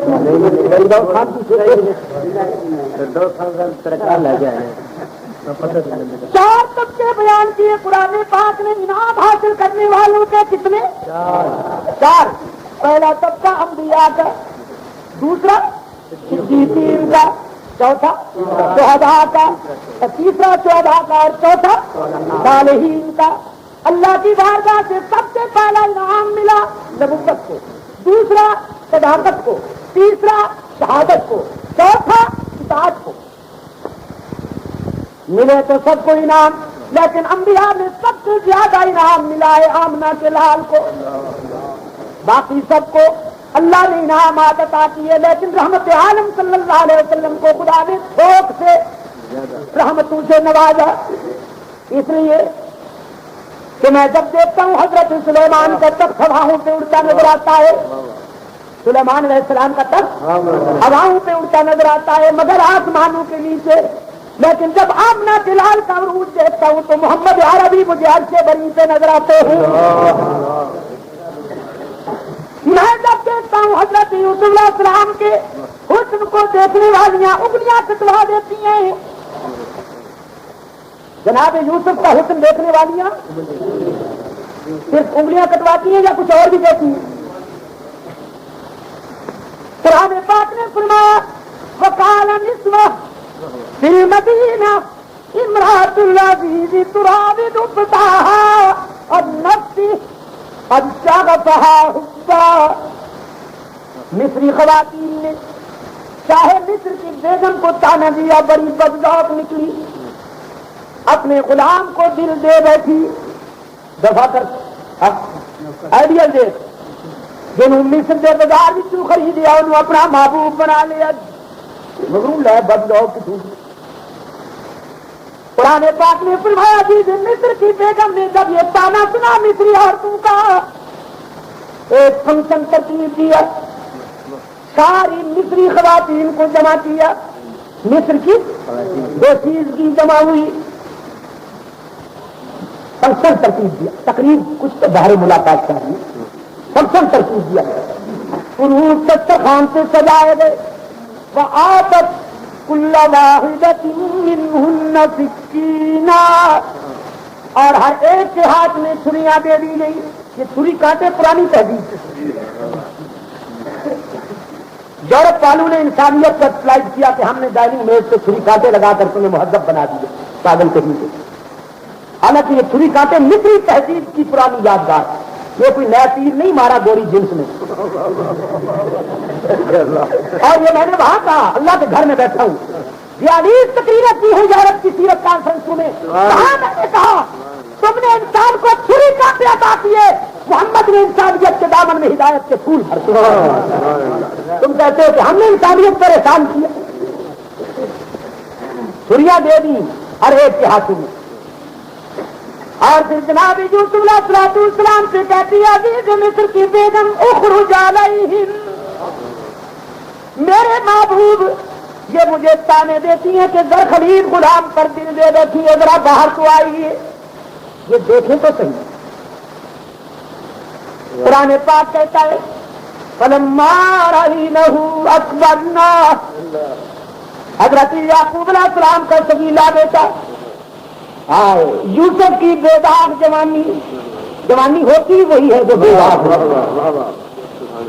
اور جو معاشرے کے قریب نالیوں کے گندی کیڑوں پہ لٹو ہوئے پھرے انہیں کون جوان کہتا ہے, وہ تو ٹٹو ہوئے. جوانی ہوتی وہ ہے جو بے داغ ہو. چلتی پھرتی گندگی کی باریوں پر جو اپنی عصمت کو تباہ کرتے پھرے انہیں کون جوان کہتا ہے؟ جوانی اسے کہتے ہیں کہ تنہائی ہو, خلوت ہو, دروازے بند ہوں اور سجا سجایا حسن اس تنہائی اور خلوت میں دعوت گناہ دے تو جوانی پکار اٹھے. معاذ اللہ, میں تیرے حسن قریب کو کیا کروں گا؟ یہ حسن کیا ہے؟ آئے گوبر پہ چاندی کے برف لگے ہوئے میں تیرے حسن غلیظ کو کیا کروں گا؟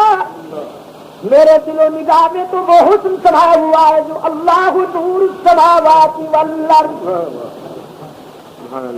حضرت یوسف علیہ السلام باہر آئے, مصری خواتین نے یعقوب علیہ السلام کے سجیلے بیٹے کی جوانی دیکھی, حسن یوسفی کا نظارہ کیا.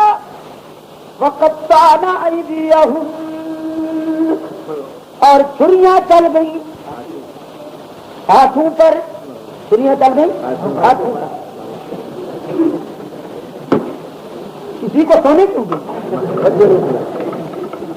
وہ کیا کہتے ہیں ڈرائیور کے ساتھ والی سیٹ پر سونا.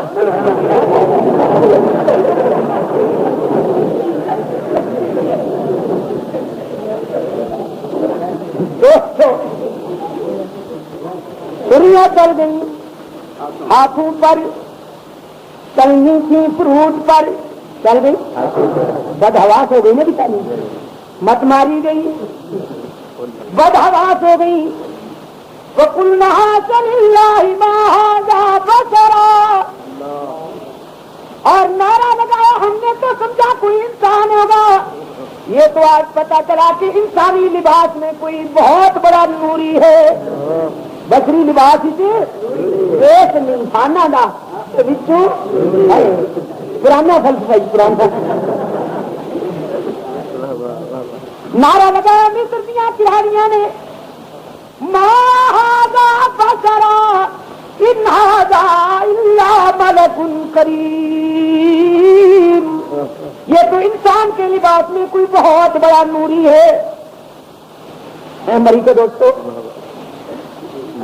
جن کا ہاضمہ کمزور ہو حضرت یوسف کا حسن نہ بچا سکی تو میں نے کہا ان کی اولاد آمنہ کے لال کا حسن کیسے بچا سکتی.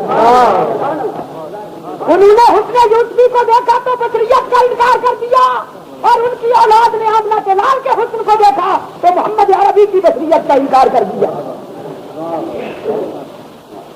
جسم انوکھے ہیں روح ایک ہے اس کا ملتا جلتا ہے. میرے عزیز دوستو حضرت یوسف کا حسن دیکھنے والوں نے انگلیاں کٹوا ڈالی مگر بدحواسی میں آمنہ کے لال کے حسن کا نظارہ کرنے والوں نے تو گردنیں کٹوا ڈالی. ختم نبوت محمد عربی کے جمال جہارا کا نظارہ کرنے والوں نے سوچ سمجھ کر گردنیں کٹوا ڈالی.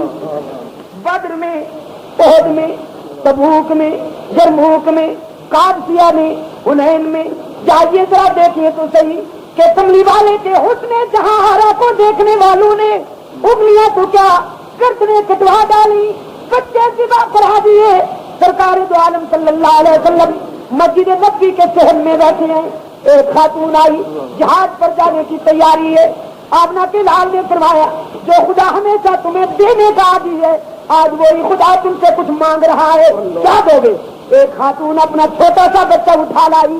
رحمت عالم صلی اللہ علیہ وسلم نے فرمایا میں تیرے بچے کو کیا کروں گا.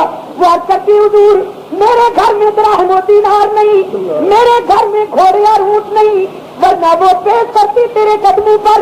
یہ ننھا سا لال میرے دامن میں اللہ کی امانت موجود تھا میں یہ لائی ہوں اپنے کسی مجاہد کے سپرد کر دیجیے. جب میدان جہاد میں کافر آپ پر تیر برسائیں تو میرے لال کو آپ کے لیے ڈھال بنایا جائے گا. یہ ہے آمنہ کے لال کے حکم کی کشش. یہ ہے سرکار دو عالم کے جمال کی جاذبیت. رخ روشن کے آگے جمع رکھ کر میں یہ کہتا ہوں ادھر جاتا ہے دیکھوں یا ادھر کروانا آتا ہے. اللہ نے انعامات تو سب نے تقسیم کیے ہیں نا لیکن رحمت للعالمین کو خدا نے تھوک سے انعام عطا کیا تھوک سے نعمتیں عطا کی. نبوت کے بعد قرآن پاک نے نمبر دیا صداقت کو من النبیین والصدیقین. نبوت کے بعد نمبر اونچی آواز نبوت کے بعد نمبر صداقت کا.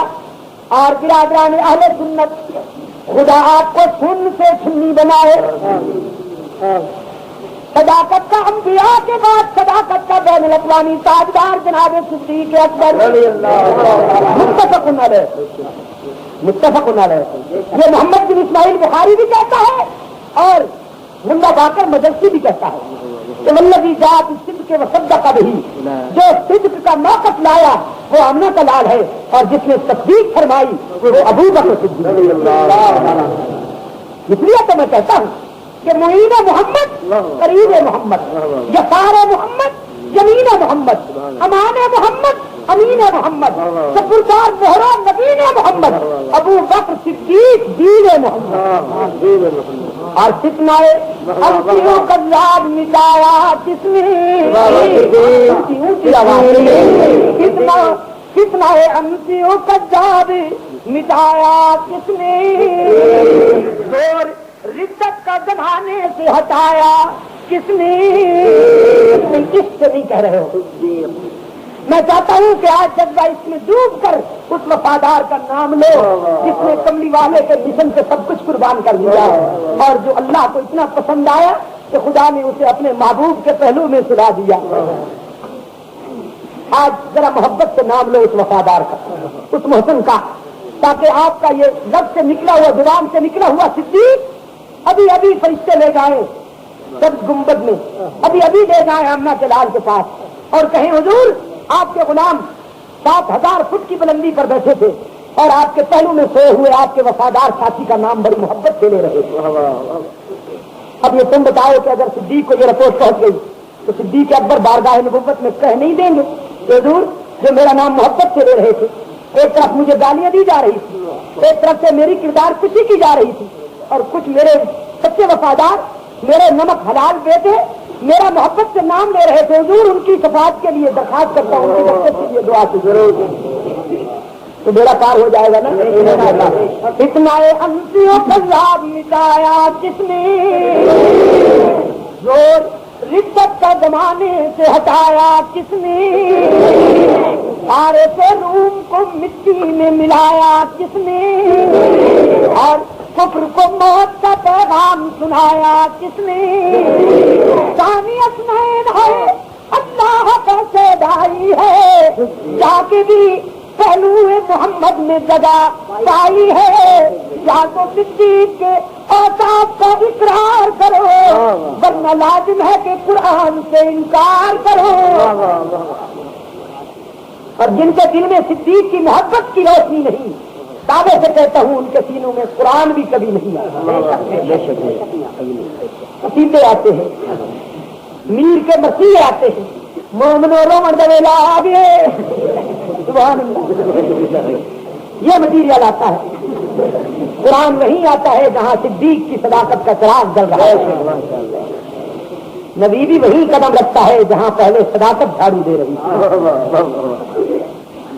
نبوت کے بعد نمبر صدیق کا پہلا نمبر, صدیق کا پہلا نمبر, فاروق کا دوسرا نمبر, اور عثمان کا تیسرا نمبر, علی کا چوتھا نمبر. ہاں جی, علی کا قرآن پاک نے نبوت کے بعد نمبر دیا صداقت کو, من النبیین والصدیقین. آگے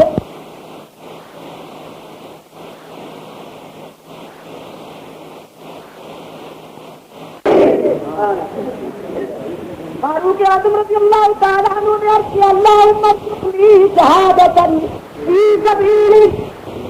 خدا بندہ دو آرزو لاؤں, پہلی آرزو تو کیا کہ تیری راہ میں شہید کیا جاؤں, اور دوسری آرزو یہ وجعل موتنی فی بلد حبیبک محمد, مجھے موت بھی اپنے معبود کے مدینے میں عطا کر.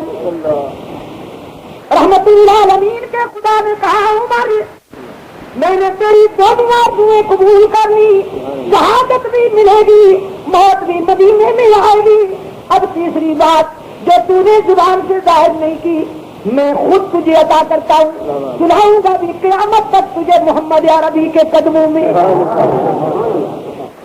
فاروق اعظم بھی صحیح ہے, دوسرے خلیفہ صدیق کے بعد فاروق اعظم کا نمبر ہے شہید. اور سید المظلومین رسول اکرم صلی اللہ علیہ وسلم کے دوہرے داماد, وہ مظلوم جس پر 40 دن پانی بند رہا, وہ مظلوم جس نے شہادت سے چند لمحے پہلے اپنے مکان کی چھت سے آ کر قاتلین محمد, مجھے موت بھی اپنے معبود کے مدینے میں عطا کر. رحمت للعالمین کے خدا نے کہا عمر میں نے تیری دونوں آرزویں قبول کر لی, شہادت بھی ملے گی, موت بھی مدینے میں آئے گی. اب تیسری بات جو تو نے زبان سے ظاہر نہیں کی میں خود تجھے عطا کرتا ہوں, سناؤں گا بھی قیامت تک تجھے محمد عربی کے قدموں میں. فاروق اعظم بھی صحیح ہے, دوسرے خلیفہ صدیق کے بعد فاروق اعظم کا نمبر ہے شہید. اور سید المظلومین رسول اکرم صلی اللہ علیہ وسلم کے دوہرے داماد, وہ مظلوم جس پر 40 دن پانی بند رہا, وہ مظلوم جس نے شہادت سے چند لمحے پہلے اپنے مکان کی چھت سے آ کر قاتلین کو اجنبی مفسدین کو خطاب کرتے ہوئے فرمایا مجھے کس جرم کی پاداش میں قتل کرنا چاہتے ہو؟ میں نے اسلام تو بڑی بات، رحمت للعالمین کے داماد نے، رقیہ اور ام کلثوم کے خامد نے، عثمان غنی نے اعلان کیا اسلام تو بڑی بات۔ میں قسم کھا کے کہتا ہوں کہ کبھی زمانہ کفر میں بھی میں نے شراب منہ سے نہیں لگائی۔ نعرہ تکبیر، نعرہ صحابہ۔ عثمان غنی نے قسم کھا کے اعلان کیا میں نے کبھی زمانہ کفر میں بھی جھوٹ نہیں بولا، زمانہ کفر میں بھی میں نے کبھی کسی کی بیٹی کو غلط نگاہ سے نہیں کاٹا۔ عثمان غنی نے قسم کھائی اسلام تو بڑی بات ہے، میں زمانہ کفر میں بھی کبھی بدن گرہنا نہیں نہ آیا۔ کیوں میری جان لینا چاہتے؟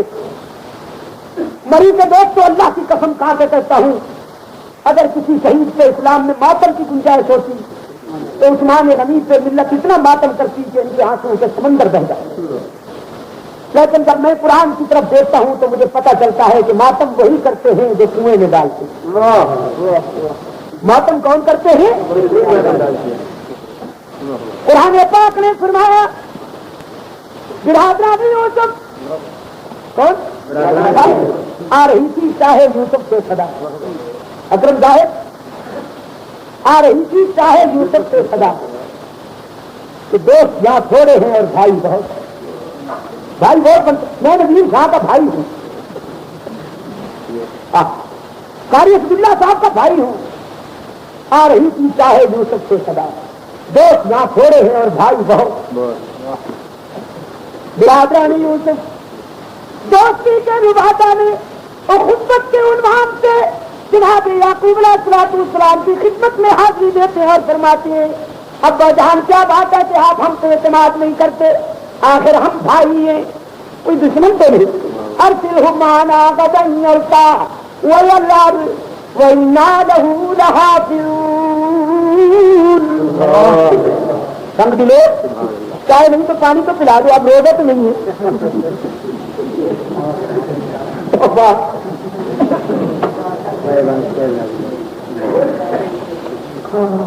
میرا نصیبہ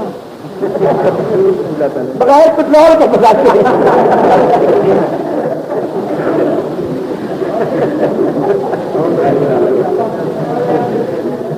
عزیز دوستو، ایسے نیت آپ کی بھی مجھے صحیح معلوم نہیں ہے، کہنا ایک ہونے کو اور میں ابھی تک آپ کی آنکھوں میں ایک رائی کے برابر بھی نیت نہیں دیکھتا، پتہ نہیں آپ کیا چاہتے ہیں۔ جزاکم اللہ جزا، بس بزرگ تو پھر بزرگ ہی ہوا کرتے ہیں نا، قاری صاحب آ جائیے، جزاک اللہ۔ لیکن یہ تو آپ کی شہری کا سامان ہو، جزاکم اللہ۔ جناب یعقوب علیہ السلام کے پاس آئے ہیں بھائی صاحبان، سبحان اللہ، کہ آپ کیا باتیں ہمارے اوپر اعتماد نہیں کرتے؟ یوسف کو ہمارے ساتھ بھیجیے، ہم حفاظت کریں گے، جنگل کی تنہائیوں میں خیر کرائیں گے، جنگی مشقیں کرائیں گے، ریہرسل کرائیں گے۔ جناب یعقوب علیہ السلام روشن ضمیر پیغمبر فرماتے ہیں یحزننی ان تذهبوا بی وَأَخَافُ أَن يَأْكُلَهُ الذِّئْبُ وَأَنتُمْ عَنْهُ غَافِلُونَ۔ مجھے اندیشہ ہے کہ تم میرے لال کو لے جاؤ جنگل میں، کھیل کود میں مصروف ہو کر میرے لال کو بھول جاؤ، کوئی درندہ میرے لفظ جگر کو نقصان نہ پہنچا دے، خطرہ ہے مجھے۔ یقین دہانی کرائی بھائیوں نے، محبوں نے، مومنہ نے، یقین دہانی کرائی کہ فکر و بات ہو۔ حضرت یعقوب علیہ السلام نے اپنے لال کو روانہ کیا۔ علامہ عماد الدین لکھتے ہیں وہ کرتا پہنایا جناب یعقوب نے یوسف کو، جو حضرت ابراہیم علیہ السلام نے نمرود کی آگ میں چھلانگ لگاتے ہوئے پہن رکھا تھا، وہ جو موروثی ملا تھا، وہ کرتا پہنایا جناب یعقوب نے اپنے لال کو، اور پھر سپرد خدا کیا۔ حضرت یوسف علیہ السلام بھی جاتے ہوئے پلٹ پلٹ کے اپنے شفیق ابا کی طرف دیکھتے ہیں، اور جناب یعقوب بھی اپنے بچھڑتے ہوئے لال کو، جب تک کہ یوسف نظر آتے رہے جناب یعقوب کی نظریں جمی رہیں۔ جدا کسی سے کسی کا غرض حبیب نہ ہو، یہ داغ وہ ہے کہ دشمن کو بھی نصیب نہ ہو۔ لے گئے بھائی جناب یوسف علیہ السلام کو جنگل کی تنہائیوں میں، وہاں جاتے ہی تیور بدل گئے۔ جناب یوسف علیہ السلام پہ لاکھوں اور نکو کی بوچھاڑ ہو گئی کہ آپ ہیں نا جو باپ کی گود میں بیٹھتے اور ہم ترستے رہتے ہیں، آپ ہیں نا جس کو بڑی محبت سے ابا جان دیکھتے رہتے ہیں، اب تیار ہو جائیے۔ جناب یوسف علیہ السلام حیران ہو جاتے ہیں، یا اللہ یہ کیا ہو گیا، ابھی تو بھائی بنے ہوئے تھے اب تو دائی بن گئے۔ جناب یوسف علیہ السلام کو کنویں میں ڈالنے کا پروگرام مکمل ہو گیا۔ رب کائنات نے فرمایا ہم نے یوسف علیہ السلام کے دل میں اطمینان اتارا کہ یوسف گھبرانا نہیں، کنویں میں ڈالنے والے بڑے شقی القلب بے شک وہ آپ کو کنویں میں ڈال سکتے ہیں، لیکن آپ کو بچانے والا ان سب سے زیادہ طاقت رکھتا ہے۔ انہوں نے مٹانے کا فیصلہ کیا ہے، رب کائنات نے بلند و بالا کرنے کا فیصلہ کیا، کنویں میں ڈالا جناب یوسف، اور رب کائنات نے کنویں کی گہرائیوں کو حکم دے دیا کہ خبردار میری امانت تیرے دامن میں آ رہی ہے۔ یوسف کو اپنے یعقوب ابا کی گود میں بھی اتنا سکون نہ ملے جتنا تیری گہرائیوں میں ملے۔ کنویں میں ڈالنے کے بعد اب جلوس کی تیاری شروع ہوئی، کس کی؟ اونچی آواز سے مومنین کرام، جلوس کی تیاری شروع ہوئی۔ حضرت یوسف علیہ السلام کے کرتے کو کسی جانور کے خون سے آلودہ کیا، آرٹیفیشل بلڈ، اور پھر ایک نے تکلیفوں سے مظلوم کا خون بچانے کے لیے پہلا جلوس، پہلا ماتمی جلوس، مظلوم کا خون بچانے کے لیے ایک آگے جھنڈا اٹھایا جا رہا ہے، باقی پیچھے۔ قرآن نے نقشہ کھینچا، سب کے جاؤں فرمایا وجاؤ اباہم عشاء یبکون، اسپیشل سپیڈ میں سینا کو بھی ہو رہی ہے، سینا کوٹتے ہوئے، چیختے چلاتے ہوئے، شام غریبہ مناتے ہوئے حضرت یعقوب علیہ السلام کے پاس آئے اور کہتے یا ابانا انا ذهبنا نستبق وتركنا يوسف عند متاعنا فأكله الذئب وما أنت بمؤمن لنا ولو كنا صادقين۔ ابا حضور ہم یوسف علیہ السلام کو جنگل میں لے گئے، تنہائی میں ہم کھیل کود میں لگ گئے، اسے اپنے سامان کی رکھوالی کے لیے بچھا دیا، بس بھیڑی آئے ایک لہر آ گئی، پھر ماتم، اور اچھی طرح سے ماتم کرنے کے بعد کھا گیا۔ اور اگے کی کہنے یہ بھی سن پتا کہ تسی ساری گل مننی کوئی نہیں، حالانکہ عاشق بڑے سچے آدمی، بڑے پکے محبہ، لیکن تسی گل مننی کوئی نہیں۔ قرآن پاک نے فرمایا وجعلوا علی قمیصی بدم کذب، جھوٹا خون لگا ہوا۔ حضرت یوسف علیہ السلام کا کرتا یعقوب علیہ السلام کی خدمت میں پیش کیا کہ ہم کوئی جھوٹ تو نہیں بول رہے، یہ دیکھ لیجیے یہ خون ہے اور یہ کرتا ہے۔ حضرت یعقوب علیہ السلام نے اسی طرح سے کرتے کا جائزہ لیا، الٹ پلٹ کے دیکھا، سمجھ گئے، فرمایا بڑا کوئی ماہر بھیڑیا تھا، میرے بیٹے کو تو کھا گیا، بڑا فنکار تھا، کرتے کو ایک بھی دانت نہیں لگایا، یا تو کرتا آرام سے پہلے اتار لیا ہوگا، پھر کھایا ہوگا اور خون مل دیا ہوگا بھیڑیے نے، سولت لکم انفسکم امرا، پیغمبر تیری عظمت پہ قربان جاؤ. فرماتے بل سولت لکم انفسکم امرا فصبر جمیل. یہ سارا تمہارا منصوبہ معلوم ہوتا ہے. میرے لال کو گم کر کے آئے ہو اور جھوٹا خون لگا کے کرتے کا جھنڈا بنا کے لائے ہو. گم بھی تم نے کیا اور ماتم بھی تم کرتے ہو. اور میں یہ جگر پاس اطلاع سننے کے باوجود تمہارے ساتھ ماتم نہیں کروں گا. میں صبر جمیل سے کام لوں گا.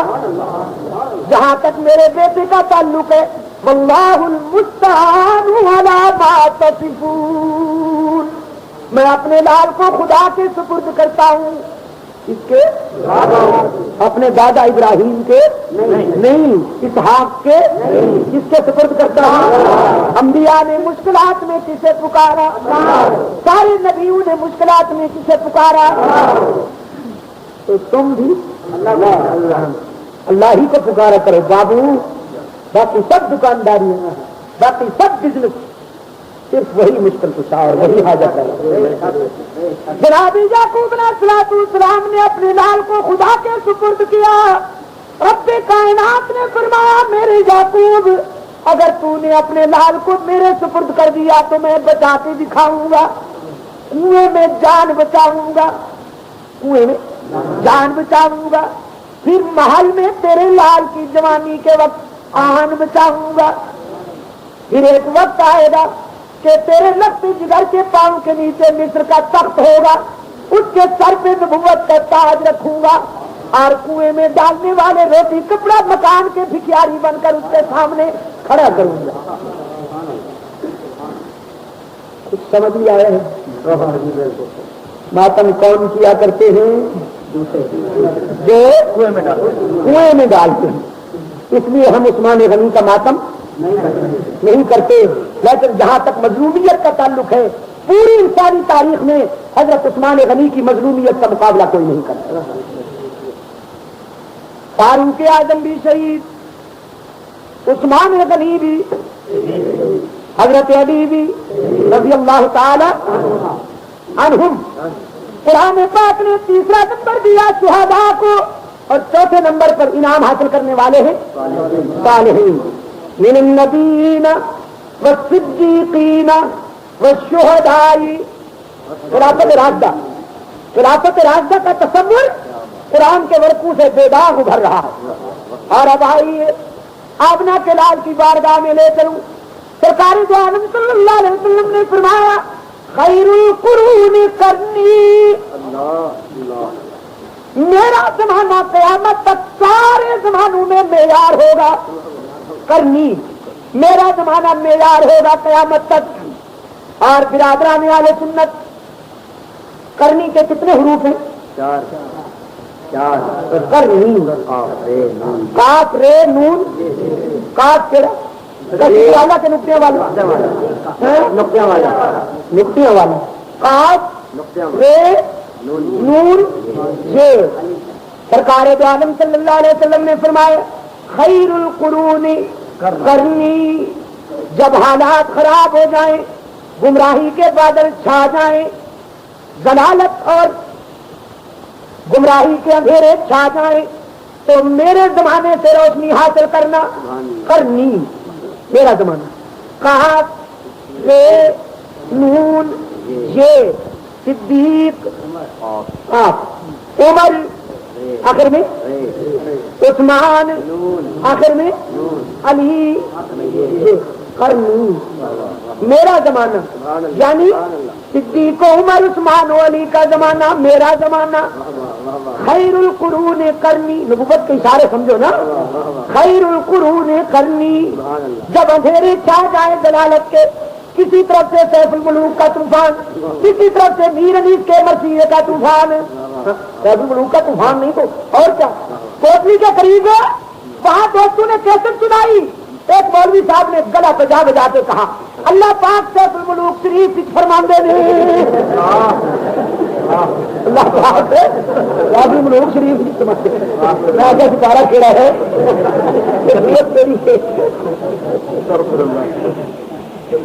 میرے عزیز دوستو حق و صداقت کا معیار ہے صدیق و عمر عثمان و علی کا زمانہ. جب ہم نے خدا کی بارگاہ سے یہ دعا کی ہے کہ اہدنا الصراط المستقیم صراط الذین انعمت علیہم، تو ہم نے خدا سے وہی راستہ مانگا جو راستہ صدیق و عمر عثمان و علی والا. اور جب کملی والے سے پوچھا گیا حضور صراط مستقیم کیا ہے، آقا نامدار نے فرمایا ما انا علیہ واصحابی، جس پہ میں چل رہا ہوں اور میرے صحابہ چل رہے ہیں. وآخر دعوانا الحمدللہ رب العالمین. میں آپ کا شکر گزار ہوں، آپ کے عشق و محبت کا بھی اقرار کرتا ہوں. مجھے پتا ہے اگر میں شہری تک بھی چلا جاؤں تو آپ بیٹھے ہوئے، لیکن میں آپ سے رحم کی اپیل کرتا ہوں. مجھے پتا ہے آپ بڑے تقریراں پچاؤ لیڈر ہٹاؤ کسی کی. ہاں اچھی بات. پروردگار عالم یہ رات تیری بارگاہ میں بہت محبوب ہے. الہ العالمین ہمارے دامن کو بھر دے، ہماری دنیا رقبہ کو کامیاب کر دے. خداوندہ جو تیرے محبوب بندے ہیں ان میں شامل فرما، ان سے دور رہنے کی ضرورت عطا فرما جو تیرے در سے دور ہیں. خداوندہ روحانی جسمانی بیماروں کو شفا عاجلہ عطا فرما. ہمارے عزیز بھائی حافظ محمد اکرم زاہد جو مجاہد ختم نبوت بھی ہیں، مجاہد اہل سنت بھی ہیں، اور اب انہوں نے اپنی جوانی صحابہ کی عزت و ناموس کی حفاظت کے لیے وقت کر دی ہے، یعنی مجلس تحفظ حقوق اہل سنت و جماعت کے لشکر میں شامل ہو گئے ہیں. کیا آپ تماشائی بنے رہیں گے؟ بس مجاہدین حلوائی نہ بنے نا، شجائی بنو. مجلس تحفظ حقوق اہل سنت و جماعت کے پلیٹ فارم پہ آئیے اور صحابہ کرام کے سچے فرزند کی حیثیت سے اپنا فرض ادا کیجیے. جہاں تحصیل کی سطح پر جماعت کی تشکیل ہو چکی ہے، میرے بھائی قاری محمد اسد اللہ صاحب تحصیل مری کے کنوینر ہیں، مجلس تحفظ حقوق اہل سنت کے قاری فیصل اللہ صاحب صدر ہیں. اسی طرح پر ہمارے قاری محمد یعقوب صاحب وزیر خزانے ہیں، جن خزانچی ہیں، اور پھر قاری محمد ایوب صاحب، اور دوسری مرکز شورا بھی بنائی گئی، دوسرے بھی اس کے عہدیداران ہیں. لیکن مقامی شاخوں کے لیے میں آپ کے دل و دماغ کو دستک دیتا ہوں. خدا کے لیے اب غفلت کو چھوڑ دیجیے. آپ کے مستقبل پہ ڈاکہ ڈالنے کا پروگرام بن چکا ہے. اسلام آباد کی گھنٹی کا آواز سنیے، وہ المیہ سے کم نہیں ہے. غیرت مند قوم کے جاگنے کے لیے وہ بہت بڑا سانحہ ہے. جبکہ آپ کے مرکزی دارالخلافہ میں ہلڑ بازی ہوئی، ہنڈا گردی کا مظاہرہ کیا گیا اور صحابہ کرام پہ تبرہ بازی کی گئی. صحابہ کرام کے بارے میں ایسے ایسے جملے ادا کیے گئے کہ ان کا دہرانا بھی میرے لیے ممکن نہیں ہے. اسی کا کائنات حضرت عائشہ رضی اللہ تعالیٰ عنہا پر ایسے غلیظ جملے کسے گئے کہ میں ان کو دہرا نہیں سکتا ہوں. میں خدا سے بھی آپ سے درخواست کرتا ہوں کہ اپنے آپ کو منظم کیجیے، اپنے آپ کو منظم کیجیے، ورنہ اس ملک کو کچھ کسی اور طرف دھکیلنے کی کوشش کی جا رہی ہے. خمینی صاحب کے عزائم یہاں کے لیے کوئی ڈھکے چھپے نہیں ہیں. وہ اپنے آپ کو عالم اسلام کا اس وقت فاتح سمجھتا ہے، لیکن ہم سمجھتے ہیں کہ یہ ملک 95% اہل سنت جماعت کی آبادی کا ملک. یہاں پر وہی آئین اور دستور چلے گا جس کو صدیق عمر عثمان کی تائید حاصل ہوگی. میں آپ کو درخواست کرتا ہوں کہ آپ اپنے کاج کے لیے منظم ہونے کا فیصلہ فرمائیں. ہمارے حافظ محمد اکرم صاحب زاہد کے بچے کو تکلیف ہے، اللہ انہیں صحت عاجلہ عطا فرمائے. دوسرے کچھ لوگوں نے مجھ سے درخواست کی ہے، دوستوں نے، میں ان سب کے لیے دعا کرتا ہوں اللہ ان سب کو صحت عاجلہ نصیب فرمائے. اور وہ بیمار جو میری معلومات میں نہیں ہے، آپ کی معلومات میں نہیں ہے، خداوندہ انہیں بھی صحت کاملہ، روحانی جسمانی بیماریوں کو دور فرما. الہ العالمین ہمیں اپنے دین کے لیے ہر قسم کی قربانی دینے کی توفیق عطا فرمائے. اور ہمارے تبلیغی مجاہدین اللہ ان کی کوششوں میں برکت عطا فرمائے، جو اپنے خرچ پر، اپنے کرائے پر بستر کندھوں پہ اٹھا کر در بدر پھر رہے ہیں، بھٹک رہے ہیں. خدا کی قسم جب میں انہیں دیکھتا ہوں تو مجھے حضور کی وہ حدیث یاد آ جاتی ہے. سرکار عالم صلی اللہ علیہ وسلم نے فرمایا بعض ایسے چہرے جو غبار آلود ہوں گے، جن کے بال الجھے ہوئے ہوں گے، دیکھنے والے انہیں بالکل حقیر سمجھیں گے، لیکن اللہ کی نظر میں وہ اتنے پسندیدہ ہوتے ہیں کہ اگر وہ کسی بات پر قسم کھا لیں تو خدا ان کی قسم کو ضرور پورا کرتا ہے. اور اللہ کا عذاب انہی مجاہدین کی وجہ سے چل جاتا ہے. ہماری خطائیں اور ہمارے گناہ بھی ان کی وجہ سے اللہ کے عذاب کو اتار دیتے ہیں اور خدا کا غضب رحمت سے بدل جاتا ہے. الہ العالمین تبلیغ دین کے لیے، اپنے مذہب کی تبلیغ کے لیے جس سے آج یہودی حساس ہے، جس سے آج عیسائی مشنریز حساس ہیں، خداوندہ غلامان مصطفیٰ کو بھی اپنے دین کی تبلیغ کے لیے اپنا فرض ادا کرنے کی توفیق عطا فرما. دینی اداروں کو اور مساجد کو مدارس کو ترقی و فروغ عطا فرما. میں نے ایک جمعہ میں آپ کو متوجہ کیا تھا کہ الحمدللہ جامع مسجد شرقیہ حنفیہ کی تعمیر کا سلسلہ آپ کے سامنے ہے. اب بھی یہ سلسلہ بفضل اللہ تعالیٰ بڑھ رہا ہے. ادھر توجہ آپ کی جاری رہنی چاہیے. زیادہ میں آپ کو تنگ نہیں کرتا. بہرحال ورنہ تانا دیں گے بت کے مسجد کا وارث کوئی نہیں. الہ العالمین ہمیں آج رات اپنے فضل و کرم سے دامن بھرنے والوں میں شامل فرما لے. ہمارے قیام و قیام کو قبول فرما لے. خداوندہ ہم سے جو کوتاہیاں ہوئی ہیں اپنی شان کریمی کے مطابق انہیں معاف فرما دے. جن دوستوں نے قرآن پاک کو بالالتزام سنا ان کی اس قربانی کو قبول فرما. سننے والوں کو عمل کی بھی توفیق عطا فرما. صلی اللہ تعالی علی خیر خلقہ محمد وعلی آلہ واصحابہ وبارک وسلم. علماء کرام اور اکابرین کی تقاریر کے گراں قدر کیسٹوں کا مرکز پاک ریکارڈنگ سینٹر، دکان نمبر A84، پہلی منزل، کریم سینٹر، زیب النساء اسٹریٹ، صدر کراچی. Phone number 56781223.